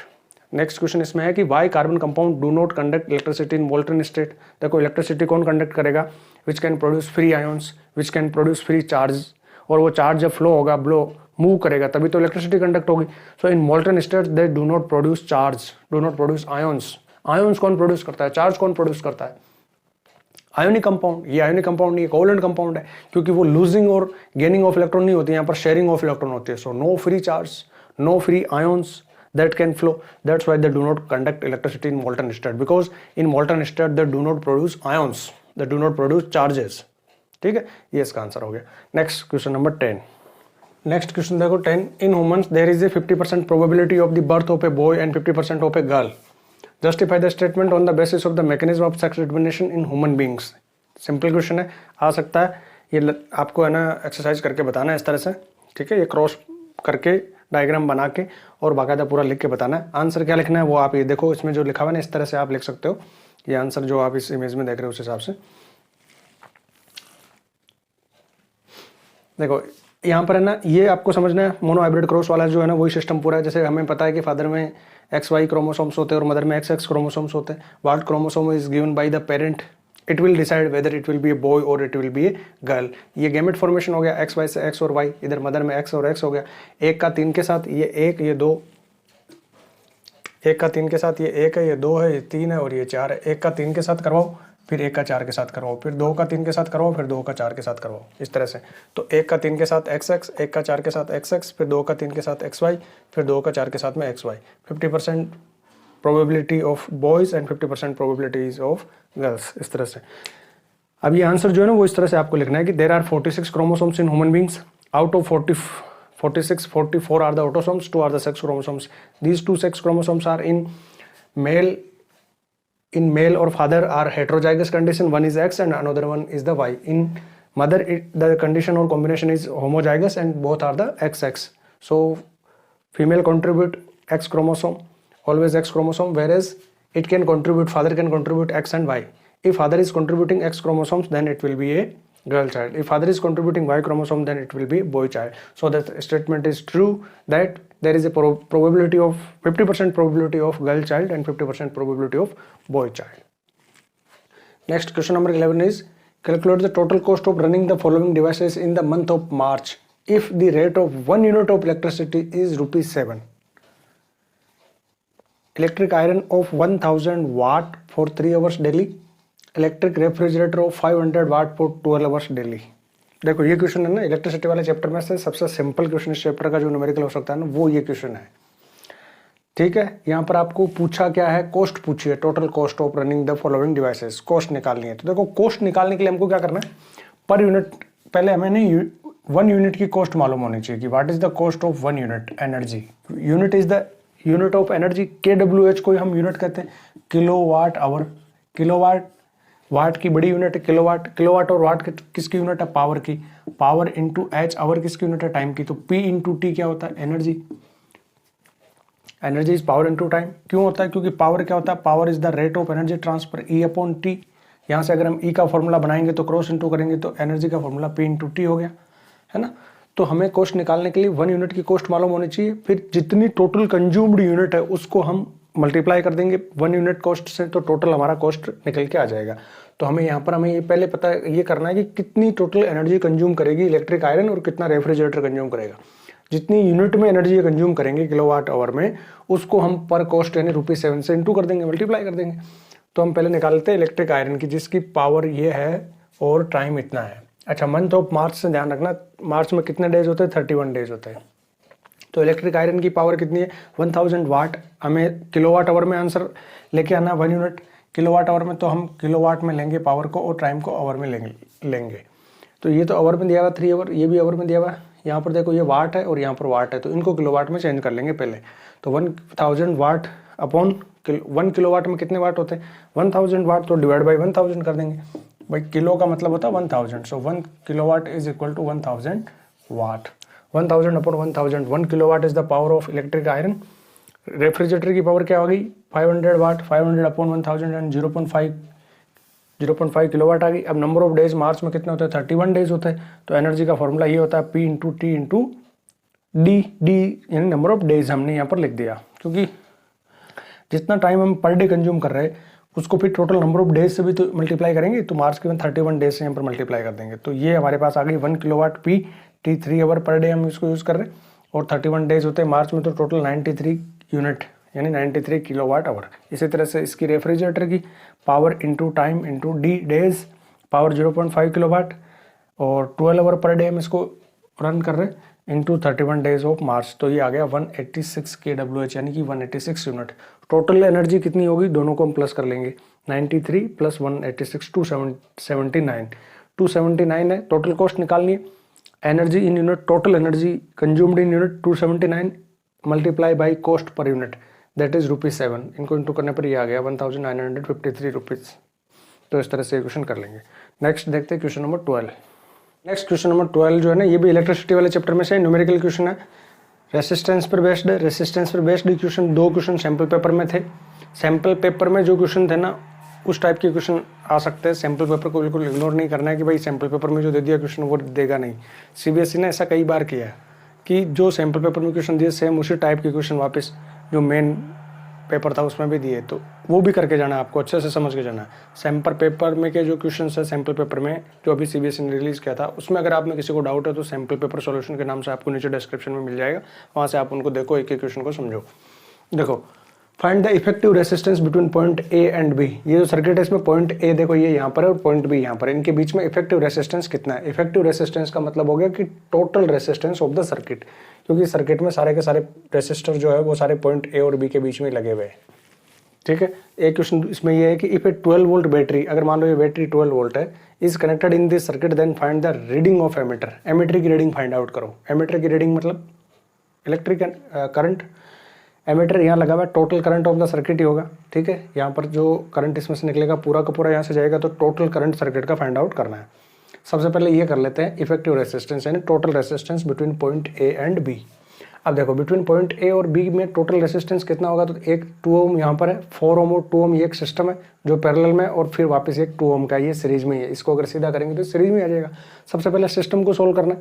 System parallel में तो इनका इक्विवेलेंट निकाल लेंगे, 4 और 2 का इक्विवेलेंट, तो equivalent of 4 and 2 ohm 1/RP equal to 1/R1 plus 1/R2 1/4 plus 1/2 करेंगे तो 3/4 आ जाएगा। इसको रिवर्स कर देंगे तो 4/3 हो जाएगा, जो होता है 1.3 ओम।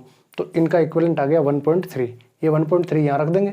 अब देखो ये सीरीज में हो गया भाई, इसको हटा के अगर हम इनका इक्विवेलेंट रखेंगे इसकी जगह कितने का, 1.3 का, तो अब ये तीनों के तीनों सीरीज में हो गए, ये R1 R2 R3, तो 2 ohm 1.3 ohm and again 2 ohm, all 3 are in series. तो 2 प्लस 1.3 प्लस 2 ओम हो गया 5.3 ओम। टोटल रेसिस्टेंस आ गया हमारे पास 5.3 ओम। अब हमें पूछा है रीडिंग ऑफ एमीटर, यानी total electric current in the circuit, total current. Total current का फॉर्मूला क्या है, टोटल V अपॉन R, ये करंट का फॉर्मूला है। टोटल V यानी बैटरी कितने की है, 12 वोल्ट की बैटरी है, total V 12 volt upon total R, equivalent resistance जो सर्किट का अभी हमने निकाला है वो 5.3, 12 अपॉन 5.3 2.25 एम्पियर, ये आ गया। इसके और में ये क्वेश्चन दे रखा है, ये भी लगभग ऐसा ही क्वेश्चन है। देखो find the total electric current flowing through the circuit, ये जो सर्किट है इसमें से टोटल इलेक्ट्रिक करंट कितना फ्लो हो रहा है वो फाइंड आउट करना है। तो टोटल करंट फाइंड आउट करने के लिए I is equal to ohm's law से V upon R, total V of the circuit upon total R। Total V current, total V कितने का है, 3 वोल्ट की बैटरी है, तो टोटल V की वैल्यू तो आ गई अपने पास में 3V। टोटल R निकालना है, तो टोटल R के लिए वही इक्विवेलेंट रेसिस्टेंस निकाल लो भाई। ये वही एक सिस्टम पैरेलल में है, बाकी दोनों सीरीज में।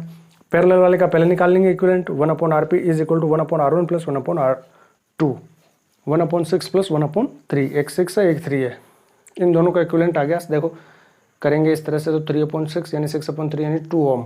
Equivalent of the system, equivalent resistance of the system is 2 ohm, यानी इन दोनों की जगह में एक ही रेसिस्टर है और वो 2 ओम का है। तो अब जो बन गया वो कैसे बन गया, सीरीज में बन गया, ये 2 ओम का है। अब देखो 2 ओम प्लस 2 ओम प्लस 8 ओम तीनों सीरीज में हो गए, तो सीरीज में तो R1 plus R2 plus R3, 2 ohm plus 2 ohm plus 8 ओम 12 ओम। टोटल रेसिस्टेंस कितना आ गया, 12 ओम हमारे पास में टोटल रेसिस्टेंस आ गया। हमें निकालना क्या है, total I, total V upon total R, तो 3 वोल्ट अपॉन 12 ओम। 3 अपॉन 12 अगर हम करेंगे तो 1/4 यानी 0.25 एम्पियर। सेकंड क्वेश्चन में पूछा है calculate the potential difference across A 8 ohm resistor. यहाँ पर जो 8 ओम वाला ये रेसिस्टर है इसके अक्रॉस पोटेंशियल डिफरेंस कितना होगा। अगर हम यहाँ पर वोल्टमीटर लगा देंगे तो उसकी रीडिंग क्या आएगी। अब आपको क्या करना है, पोटेंशियल डिफरेंस निकालना है। तो पोटेंशियल डिफरेंस का फॉर्मूला होता है V is equal to IR, I और R की वैल्यू चाहिए। देखो टोटल सर्किट का नहीं पूछा है आपसे, पोटेंशियल डिफरेंस किसका पूछा है, केवल इस रेसिस्टर का पूछा है। तो इसी रेसिस्टर की V निकालने के लिए इसमें फ्लो होने वाली I की वैल्यू और इसकी R की वैल्यू चाहिए। R की वैल्यू तो है 8 ओम है, इसका I कितना है वो देखना पड़ेगा। हमारे पास अभी जो I निकल के आया ना वो क्या आया है, वो पूरे सर्किट का I आया है। हमें चाहिए इसमें कितना I फ्लो हो रहा है। तो देखो ये जुड़ा हुआ कैसे है, कनेक्टेड कैसे है, सीरीज में है कि पैरेलल में। हमें पता है कि सीरीज में I सेम होता है, I remain same in series if the resistor are in series और if the device is connected in series then the total current flowing through the circuit will be flow through that part और that component. यानी जितना current पूरे circuit में flow हो रहा है ना वही करंट उस डिवाइस में से जाएगा जो सीरीज में जुड़ी हुई है। भाई करंट डिवाइड हो जाता है पैरेलल में, पैरेलल में पोटेंशियल डिफरेंस सेम रहता है और करंट अलग अलग हो जाता है, सीरीज में करंट सेम रहता है। तो जितना सर्किट में करंट है ना उतना ही इसमें से करंट फ्लो होगा। तो सर्किट में कितना करंट है 0.25, तो यही करंट यहाँ पर आ जाएगा। तो I की वैल्यू 0.25 रख देंगे और इसको हम इंटू कर देंगे किससे, जितना इसका रेसिस्टेंस है उससे। इसको करेंगे तो 2 वोल्ट आ गया इसका पोटेंशियल डिफरेंस। तो इस तरह से इसको करना है। रेसिस्टेंस पर बेस्ड जितने भी क्वेश्चन है ना, ये आपको मोस्ट इंपॉर्टेंट क्वेश्चन जो इस चैप्टर के है उस वीडियो में आपको सारे इस तरह के क्वेश्चन मिल जाएंगे बहुत अच्छे से। मैंने जितने भी क्वेश्चंस बन सकते हैं रेसिस्टेंस पे, इक्विवेलेंट रेसिस्टेंस पे, सीरीज पैरेलल में, कॉम्बिनेशन पे, वो सारे मैंने वहाँ पर एक्सप्लेन कर रखे हैं। आप वहाँ से जाके वो देखो, आपको पूरा डिटेल से वहाँ अच्छे से समझ में आ जाएगा। नेक्स्ट क्वेश्चन नंबर 13, ये लास्ट क्वेश्चन है सेक्शन बी का 3 मार्क्स में। One day you reads in the newspaper fruit juices in the market have been found to contain pesticides in them. ठीक है, आपने एक दिन न्यूज़पेपर में ये जो न्यूज़ है वो पढ़ी आपने। अब 2 क्वेश्चन है जिनको पूछा, how would you explain that fruit juices getting contaminated with pesticides. B है name and explain the process by which these pesticides accumulated in our body. आपने न्यूज में ये पढ़ा कि fruit juices in the market have been found to contain pesticides in them. कुछ fruit juice market में किसी brand के थे, उनमें कुछ पेस्टिसाइड्स पाए गए। How would you explain that fruit juices getting contaminated with pesticides. कैसे आप एक्सप्लेन करोगे कि how the fruit juices get contaminated, किस तरह से वो कॉन्टामिनेटेड हो गई, वो पेस्टिसाइड्स उन फ्रूट जूस में कैसे आ गई, ये आप कैसे एक्सप्लेन करोगे। तो देखो, क्रॉप में क्या होता है कि फार्मर्स लोग पेस्टिसाइड्स यूज करते हैं to protect their crops. These pesticides are absorbed, some amount of these pesticides are absorbed by the plants and they accumulated in the fruits, in the seeds और other parts of the plant body.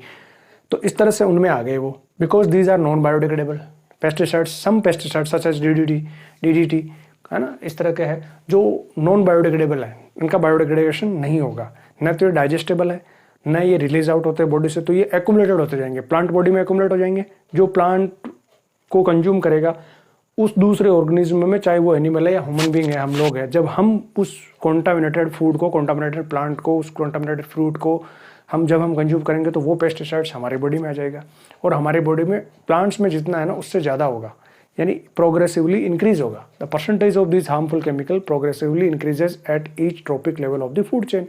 This phenomena is called biological magnification और biomagnification. यही पूछा है इसमें second में, name and explain the process by which this pesticides contaminated. ठीक है, इन our body, किस तरह से हमारी बॉडी में ये कॉन्टामिनेशन करेंगे, हमें डैमेज करेंगे, नुकसान पहुंचाएंगे। तो ये बायोलॉजिकल मैग्निफिकेशन है, इसको आपको समझना है डिटेल से। बायोलॉजिकल मैग्निफिकेशन क्या होता है, क्यों होता है, कैसे होता है, इंपॉर्टेंट टॉपिक है। इस पर एक वीडियो बना रखा है मैंने बायोलॉजिकल मैग्निफिकेशन का अलग से, वो आप देखो, वहाँ से आपको हर चीज़ इसके बारे में जो है वो और क्लियर हो जाएगी। तो फर्स्ट क्वेश्चन का आंसर ये हो गया कि when pesticides used to protect crops this contaminates the crop और फ्रूट्स, और by using contaminated ground water having pesticides in that ground water for irrigation also makes the fruit infected with contaminates. Biological magnification क्या होता है, तो ये इसकी definition जो है ये आपको देखो साथ में इमेज में इसमें है, ये पूरा समझा रखा है ना, क्या है देख लो आप। बायोलॉजिकल मैग्निफिकेशन और biomagnification is the accumulation of chemicals in the individual of higher trophic level. Chemicals are non biodegradable and their concentration increases at each trophic level. यही सारी बातें जो मैंने अभी आपको बताई। Humans being at the top of food chain also get higher concentration of this harmful chemicals resulting into various health problems. As human being is as the last और the highest at highest tropic level, so maximum concentration, maximum percentage of these harmful chemical or pesticides will be in human being, so they damage us, they have bad effect in our organs, हमारी body में उनका सबसे ज़्यादा bad effect होने वाला है। ठीक है, तो ये पार्ट सेक्शन बी हमारा यहाँ पर कंप्लीट हो गया। अब सेक्शन सी के 2 क्वेश्चन है जो हमको करने हैं, जो केस स्टडी बेस्ड क्वेश्चन होंगे, तो उनको हम समझते हैं। Next question number 14 and 15 section C, यहाँ पर 2 क्वेश्चन आएंगे, 4 मार्क्स के क्वेश्चन होंगे, केस स्टडी बेस्ड क्वेश्चन होंगे। इसको समझना है आपको। देखो यहाँ पर है ना, क्वेश्चन नंबर 14 और 15 दोनों में एक पैटर्न मिलेगा आपको, जिसमें 3 क्वेश्चन होंगे, 3 सब क्वेश्चन होंगे, A B and C. A and B are 1 marks question, ये 1 मार्क्स क्वेश्चन होंगे। क्वेश्चन ए जो होगा वो 1 मार्क्स का, बी भी 1 मार्क्स का होगा, सी वाला जो होगा वो 2 मार्क्स का होगा, और इसमें आपको इंटरनल चॉइस होगी। ए और बी इनको आपको करना ही करना है, नो इंटरनल चॉइस। जबकि क्वेश्चन जो सी है इसका, इसमें आपको एक इंटरनल चॉइस भी मिलेगी, ये 2 मार्क्स का क्वेश्चन होगा। और इसी तरह से सेम इसी पैटर्न पे क्वेश्चन नंबर 15 होगा, दोनों का सेम पैटर्न होगा। क्वेश्चन नंबर 15 में भी केस बेस्ड क्वेश्चन होगा, ए बी सी 3 क्वेश्चन होंगे, ए 1 मार्क्स का, बी 1 मार्क्स का, और सी जो है वो 2 मार्क्स का होगा। लेकिन इसमें आपको और करके एक और क्वेश्चन मिलेगा, इंटरनल चॉइस होगी। मोस्ट प्रोबेबली ये जो क्वेश्चन है ना, ये हेरिडिटी और मैग्नेटिक इफेक्ट इन चैप्टर में से आने के सबसे ज़्यादा चांसेस है। हेरिडिटी एंड इवोल्यूशन चैप्टर और दूसरा चैप्टर है मैग्नेटिक इफेक्ट, इनमें से आने के इन क्वेश्चंस के ज़्यादा चांसेस है। मैग्नेटिक इफेक्ट वाले चैप्टर में जितनी भी एक्टिविटीज़ जितनी भी बुक में है, बॉक्स में दे रखी है, इसमें बहुत सारी एक्टिविटीज़ है। इनको जनरली हम, क्योंकि बड़ी एक्टिविटीज़ जब बॉक्स काफ़ी लंबे हैं, उनको हम इग्नोर कर देते हैं, उनको इग्नोर नहीं करनी है। हर एक एक्टिविटी बहुत ही ज़्यादा इंपॉर्टेंट है। Chapter number 13 magnetic effect of electric current की, तो उनको आप अच्छे से करके जाना है।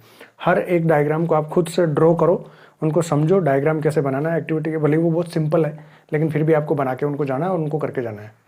ठीक है, ये मोस्ट इंपॉर्टेंट है। हेरिडिटी में जो केस बेस्ड क्वेश्चन बन सकता है ना, वो मेंडल के एक्सपेरिमेंट पे ही बनेगा। या फिर वो केस बेस्ड स्टडी क्वेश्चन जो है वो सेक्स डिटर्मिनेशन पे बन सकता है। सेक्स डिटर्मिनेशन पे अगर पहले क्वेश्चन नहीं पूछेंगे ए और बी में तो यहाँ पर पूछ सकते हैं, वहाँ पूछ लिया तो फिर यहाँ मेंडल मोनोहाइब्रिड और dihybrid cross, monohybrid cross पहले पूछा जा चुका है तो डाई हाइब्रिड क्रॉस पर यहाँ केस स्टडी क्वेश्चन बन सकता है, या डाई हाइब्रिड पे पहले क्वेश्चन पूछ लिया तो मोनोहाइब्रिड पे केस स्टडी बेस्ड क्वेश्चन यहाँ पर बन सकता है। अब यहाँ पर जो मैं क्वेश्चन लेकर आया हूँ ना 14, 15 वो मैं आपको करवाता हूँ, उनको हम देख लेते हैं क्या है। देखो क्वेश्चन नंबर 14 ये है आपके सामने, इस तरह से ये क्वेश्चन है। If we cross breed tall dominant pea plant with pure bred dwarf recessive pea plant, we will get plants of F1 generation. Now if we self cross the pea plant of F1 generation, we obtain pea plants of F2 generation. Based on the given information, answer the following questions. A, B, C वही जैसे मैंने बताया आपको उसी तरह से 3 question है। ये पूरा का पूरा जो क्वेश्चन है ना, ये मोनोहाइब्रिड क्रॉस ऑफ मेंडल है, जिसमें उसने टॉलनेस और ड्वार्फिज्म ये लिया है, डोमिनेंट और रिसेसिव ट्रेट। तो बहुत ही सिंपल क्वेश्चन हो गया ये। ए है इसका, what do the plants of F1 generation look like. F1 generation के प्लांट्स कैसे दिखाई देंगे। बी क्वेश्चन है, state the ratio of tall plant of dwarf plant in F2 generation. F2 generation का रेशियो बताना है आपको। Question C is, state the type of plants not found in F1 generation but appeared in F2 generation, write the reason for the same. ठीक है, इसकी internal choice में जो question है ना और में वो है, who is regarded as the father of genetics, name the plant on which he performed his experiment. तो ये बहुत ज़्यादा सिंपल हो गया, और वाला इसको आप आराम से कर सकते हो। Father of genetics is Gregor John Mendel and he performed his experiment on garden pea plant. ठीक है, ये इसका आंसर हो जाएगा। अब हम ए बी सी के आंसर को देखते हैं। ये देखो इनके आंसर है ये।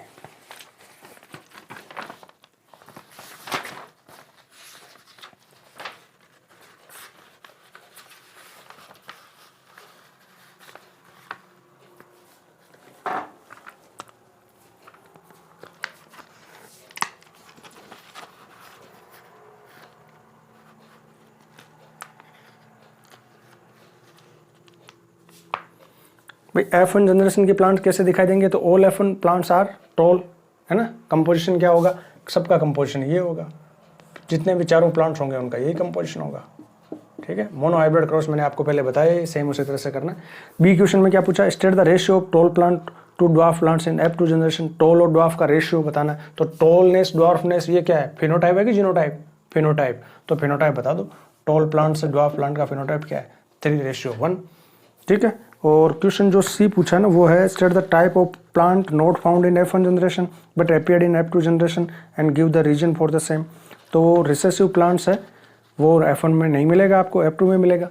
ठीक है, in F1 generation all the plants are tall plant because tallness is the dominant trait and in F1 generation only dominant trait will appear. So dwarfism, shortness will not appear in F1 generation. Short dwarfness या dwarf plant जो है वो F2 generation में appear होगा। F2 generation में हम क्या देखते हैं, 1:2:1। 1 is pure tall, 2 hybrid tall and 1 is dwarf plant. So dwarfism that is recessive trait will appear in F2 generation, not in F1 generation. That is law of dominancy, that dominant trait will appear in F1 generation, recessive trait will not appear in F1 generation, recessive trait will appear in F2 generation. ठीक है, being a recessive trait, dwarfness can only be expressed in the recessive homozygous condition or in the absence of dominant trait. recessive homozygous condition होनी चाहिए, इसके लिए ये वाली condition होनी चाहिए। अगर ये वाली कंडीशन है तो ही वो अपीयर होगा, और ये वाली कंडीशन F1 में तो है नहीं कहीं पर भी, F2 में आती है। F2 में जो प्लांट बनेंगे इसके वो कैसे बनेंगे, वो ये बनेंगे, एक प्लांट ये बनेगा, 2 प्लांट ये बनेंगे और एक ये बनेगा। तो ये तो यही बन रहा है ना। ठीक है, अब देखो क्वेश्चन नंबर 15 जो है वो आपके सामने है, ये वाला क्वेश्चन नंबर 15 है हमारा। देखो पढ़ते इसको, समझते क्या कह रहा है ये। आज see observe the magnetic field lines of 2 bar magnet A and B as shown below. ये क्वेश्चन मैंने आपको chapter wise most important question में भी करवा रखा है, वहां से भी आप देखो। ए और B, A name the pole of the magnet facing each other. Magnet के जो पोल कौन से जो एक दूसरे को फेस कर रहे हैं उनके नाम बताने हैं। How does the strength of magnetic field at the center of the current carrying circular coil depend on the radius of this coil, number of turns in the coil and strength of the current flowing in the coil? C है इसमें, 2 magnetic field lines never intersect each other. Why? और why are the magnetic field lines more crowded towards the pole of a magnet? एक एक करके सबको समझते हैं। सबसे पहले क्वेश्चन ए को करते हैं। Name the poles of a magnet facing each other. Magnet के पोल्स कौन से जो एक दूसरे को फेस कर रहे हैं। The poles of magnet facing each other are the north pole. Why north pole? ये नॉर्थ पोल है, ये भी नॉर्थ पोल है, ये साउथ पोल है, ये साउथ पोल है। देखो यहाँ से मैग्नेटिक फील्ड लाइंस इन हो रही है कि आउट हो रही है? बाहर निकल रही। आउटसाइड द मैग्नेट, मैंने आपको क्या बता रखा है, वो ट्रिक बता रखी है, सन्नी और एनएसओ। South to north inside the magnet, north to south outside the magnet. तो आउटसाइड देखो, ये आउटसाइड ही तो है, आउटसाइड यानी ये यहाँ से निकल रही है, ये जो निकलेगी वो यहाँ से आके इधर एंटर करेगी, तो नॉर्थ से निकल के साउथ की तरफ एंटर करेगी। तो आउटसाइड ये नॉर्थ से निकल रही है, ये देखो ये निकल के नॉर्थ से इधर जाके, तो ये पोल कौन सा है? नॉर्थ पोल है। इधर देखो, यहाँ पर भी देखो क्या हो रहा है, ये आउट, तो आउटसाइड में क्या होता है? एनएसओ, नॉर्थ टू साउथ, तो ये मैग्नेटिक फील्ड लाइन ऐसे आएगी, ये वाली मैग्नेटिक फील्ड लाइन ऐसे आएगी। और देख लो आपकी इन दोनों में ये एक दूसरे को अट्रैक्ट कर रही है कि रिपेल कर रही है? मैग्नेटिक फील्ड लाइंस को देख के आपको क्या लग रहा है? रिपेल कर रही है। और रिपल्शन कहाँ होता है? लाइक पोल्स में। तो दोनों पोल्स ये लाइक है, यानी सेम पोल है, या तो नॉर्थ पोल है या साउथ पोल है। अब नॉर्थ है कि साउथ है वो देखना है, तो देखो कि मर्ज हो रही है कि इमर्ज हो रही है। मैग्नेटिक फील्ड लाइंस इमर्ज हो रही है कि मर्ज हो रही है? They emerge from north pole and merge at south pole. वो नॉर्थ पोल से इमर्ज होती है और साउथ पोल पे मर्ज होती है। अगर ये मैग्नेट जो दोनों है ना, वो इस तरह से रखी होती ना, अगर मान लो ऐसे रखी होती कि इसका नॉर्थ पोल होता है यहाँ पर और इसका साउथ पोल होता, तो ये जो मैग्नेटिक फील्ड लाइन निकल के यूं जा रही है ना, वो ऐसे निकल के नहीं जाती, वो शॉर्टेस्ट पाथ को फॉलो करती है और वो सीधे इधर एंटर कर जाती है ऐसे। अगर इस तरह से होता तो इसका मतलब ये नॉर्थ पोल है, क्योंकि यहाँ पर वो इमर्ज हो रही है। They emerge at north pole and merge at south pole. South pole पे मर्ज होती है, साउथ पोल पे अंदर घुसती है, एंटर करती है, नॉर्थ पोल से बाहर निकलती है। Emerge at north pole and merge at south pole, इस तरह से। अब देखो इसका बी क्वेश्चन है कि how does the strength of magnetic field line at the centre of current carrying circular coil depend on the radius of the coil, number of turns and strength of the. अब यहाँ पर centre of circular coil, जैसे मान लो एक circular coil है, ये हमारा diagram था ना उसमें, ये एक मान लो सर्कुलर कॉइल है इस तरह से, ठीक है, और इसमें करंट जा रहा है, जैसे भी जा रहा है, मान लो ऐसे करंट जा रहा है इस तरह से, ठीक है, this is the direction of current, circular coil. तो यहाँ पर पूछा है कि मैग्नेटिक फील्ड लाइन की स्ट्रेंथ है ना, वो इन तीन चीज़ों पर कैसे कैसे डिपेंड करेगी। रेडियस ऑफ द कॉइल, इस कॉइल की रेडियस पे, जैसे मान लो ये कॉइल है, ये रेडियस है, हमने इसको आर नाम दे दिया, रेडियस ऑफ कॉइल। एक नंबर ऑफ टर्न्स पूछा है इसमें, नंबर ऑफ टर्न्स, और strength of current, strength of current I, number of turns N, ठीक है, और आर रेडियस ऑफ द। तो इसका मैंने आपको फॉर्मूला बता रखा है, वहाँ पर आप देखना उन वीडियोज़ में जहाँ पर मैं मोस्ट इंपॉर्टेंट क्वेश्चन करवा रखा है, उसमें भी है ये, और इस चैप्टर वाले बाकी वीडियोज़ में बता रखा है। देखो strength, magnetic field strength is directly proportional to N, number of turns के डायरेक्टली प्रोपोर्शनल होती है।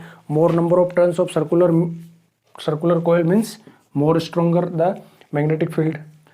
B is directly proportional to I, if we increase the current strength of magnetic field also increases, ठीक है। और R के होती है inversely proportional, B is equal to N I upon R होता है, यानी सेंटर पे मैक्सिमम स्ट्रेंथ होती है मैग्नेटिक फील्ड की, तभी तो मैग्नेटिक सेंटर में जो मैग्नेटिक फील्ड लाइंस होती है वो एकदम स्ट्रेट होती है। जितना इस सर्कुलर रूप से के सेंटर से जितना दूर जाएंगे उतना इसकी मैग्नेटिक फील्ड की स्ट्रेंथ जो है वो डिक्रीज होती जाएगी। इन्वर्सली प्रोपोर्शनल है रेडियस ऑफ सर्कुलर लूप के, तो ये आपको तीनों पॉइंट में बताना है। Directly proportional to number of turns, directly proportional to the electric current, but inversely proportional to the radius of circular loop. अब इसके जो सी क्वेश्चन है ना, उसको देखो आप, why two magnetic field lines never intersect each other, और why are magnetic field lines crowded towards the pole. दोनों में से कोई एक भी कर लो, दोनों क्वेश्चन बहुत ही इंपॉर्टेंट है, इस बार इनमें से आएगा पक्का आंसर। देखो आपके सामने ये इस तरह से है, the magnetic field lines never intersect each other because of two lines intersect each other, then at the point of intersection the magnetic field has two direction which is not possible. और में जो question है उसका answer है कि the magnetic field is stronger at the poles, so the magnetic field lines are crowded at the poles. भाई कोई भी मैग्नेटिक फील्ड लाइन, जैसे ये मैग्नेटिक फील्ड लाइन है, ये एक दूसरे को इंटरसेक्ट नहीं करती, ये वाली मैग्नेटिक फील्ड लाइंस जो है ना, इसको यहाँ पर इंटरसेक्ट नहीं करेगी इन दोनों को। अगर ये यहाँ पर इंटरसेक्ट करती है ना, तो इसका मतलब है कि ये जो पॉइंट ऑफ इंटरसेक्शन इस मैग्नेटिक फील्ड लाइंस के हिसाब से इसकी नॉर्थ डायरेक्शन इधर है, और इस मैग्नेटिक फील्ड लाइन के अकॉर्डिंग नॉर्थ, इस पॉइंट पर नॉर्थ डायरेक्शन इधर है। क्या एक ही पॉइंट पर दो नॉर्थ डायरेक्शन हो सकती है? जैसे मान लो ये मैग्नेटिक फील्ड लाइन है, ठीक है, और एक ही दूसरे मैग्नेटिक फील्ड लाइन है, दोनों एक दूसरे को यहाँ पर इंटरसेक्ट कर रही है।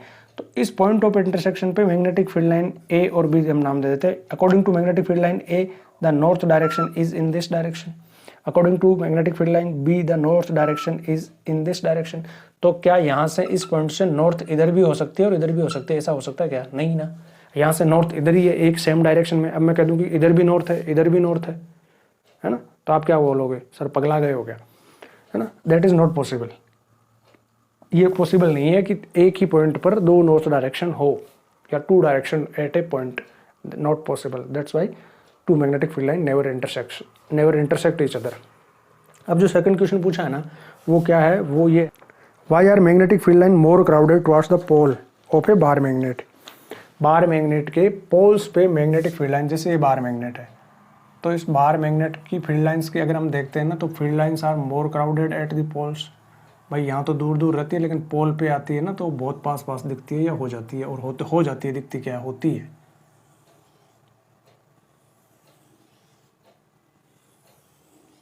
मैक्सिमम क्राउडनेस कहाँ पर है? पोल्स पे। यहाँ पर ये इतनी क्राउडनेस है, इसका मतलब क्या है? देखो, magnetic field strength is the degree of closeness of magnetic field lines. It means where the magnetic field lines are more closer, more crowded, at that point the strength of magnetic field line is more or the strong. कहने का मतलब ये है कि जहां पर magnetic field lines pass पास होगी वहां पर स्ट्रॉन्ग मैग्नेटिक फील्ड होगा। तो इसका मतलब है कि बार मैग्नेट के पोल्स पे स्ट्रॉन्ग मैग्नेटिक फील्ड होता है, मिडल में बीच में कम स्ट्रॉन्ग यानी वीक मैग्नेटिक फील्ड होता है। स्ट्रॉन्ग मैग्नेटिक फील्ड कहां पर होता है? पोल्स पे होता है। क्राउडेड होने का मतलब ये पे है, जितनी ज़्यादा क्राउडेड है ना जिस जगह पर, वहीं पर उतना ही ज़्यादा स्ट्रॉन्ग मैग्नेटिक फील्ड है। Magnetic strength of magnetic field is the degree of closeness of the magnetic field lines. जितनी ज़्यादा मैग्नेटिक फील्ड लाइंस पास पास में है, उतना ही ज़्यादा वहाँ पर स्ट्रॉन्ग मैग्नेटिक फील्ड है। तो ये मैंने आपको करवा दिए, ठीक है ना। टोटल 15 क्वेश्चन थे, 15 क्वेश्चन मैंने अभी आपको करवा दिए हैं। इनको आप दोबारा से देखो ध्यान से, किसी क्वेश्चन में डाउट है तो आप इसको दोबारा से देखो, समझो। और किसी भी टॉपिक में, किसी भी क्वेश्चन में, किसी भी चैप्टर में अगर आपको डाउट है, सारे चैप्टर के सारे टॉपिक्स आपको मेरे इन वीडियोस में प्लेलिस्ट में मिल जाएंगे। आप एक एक करके उनको देखो, समझो। देखो, आपकी सबसे बेसिक जो है ना अंडरस्टैंडिंग, वो अच्छी होनी चाहिए। क्वेश्चंस कैसे भी आ सकता है, घुमा फिरा के किसी तरह से पूछा जा सकता है, लेकिन अगर आपका उस पर्टिकुलर टॉपिक की अगर आपको बेसिक अच्छे से आती है ना, यानी आपको वो समझ में आ गया ना, तो कैसा भी क्वेश्चन हो, किसी तरह से पूछा जाए, आप उसका आंसर कर दोगे। अदरवाइज आप भले ही 100 क्वेश्चन कर लो एक एक टॉपिक पे, कितने ही सैम्पल पेपर कर लो, कुछ भी कर लो, कुछ नहीं होने वाला जब तक आपकी बेसिक उस टॉपिक की अच्छी नहीं है। और अगर आपकी बेसिक बहुत अच्छे से है उस चैप्टर की, तो भले ही 2, 4, 5 सैम्पल पेपर करके चले जाओ, आपके लिए सफिशिएंट है। ठीक, तो मिलते हैं नेक्स्ट वीडियो में। सैम्पल पेपर 2 लेके आ रहा हूँ, ठीक है। अगर आप चैनल पर नए हैं तो चैनल को सब्सक्राइब करना है। अपने फ्रेंड के साथ में प्लीज़ चैनल के लिंक को शेयर करके उनको भी सब्सक्राइब करने के लिए बोलो। फटाफट लाइक और कमेंट करो, ठीक है। इन सब चीज़ों से ही मुझे मोटिवेशन मिलता है। तो मिलते हैं नेक्स्ट वीडियो में। Till then bye. एग्जाम की जम के तैयारी करो, बहुत कम टाइम आपके पास बच गया है। एनसीईआरटी बुक को अच्छे से पढ़ो, लाइन टू लाइन उसकी रीड करनी है। उसके बाद मेरी वीडियोस देखो ताकि आपको हर एक चीज़ समझ में आ जाए। और ये सैम्पल पेपर और most important questions chapter wise जो मेरे हैं, उनको आप अच्छे से करके जाओ। 40 आउट ऑफ 40 श्योर आपके आएंगे।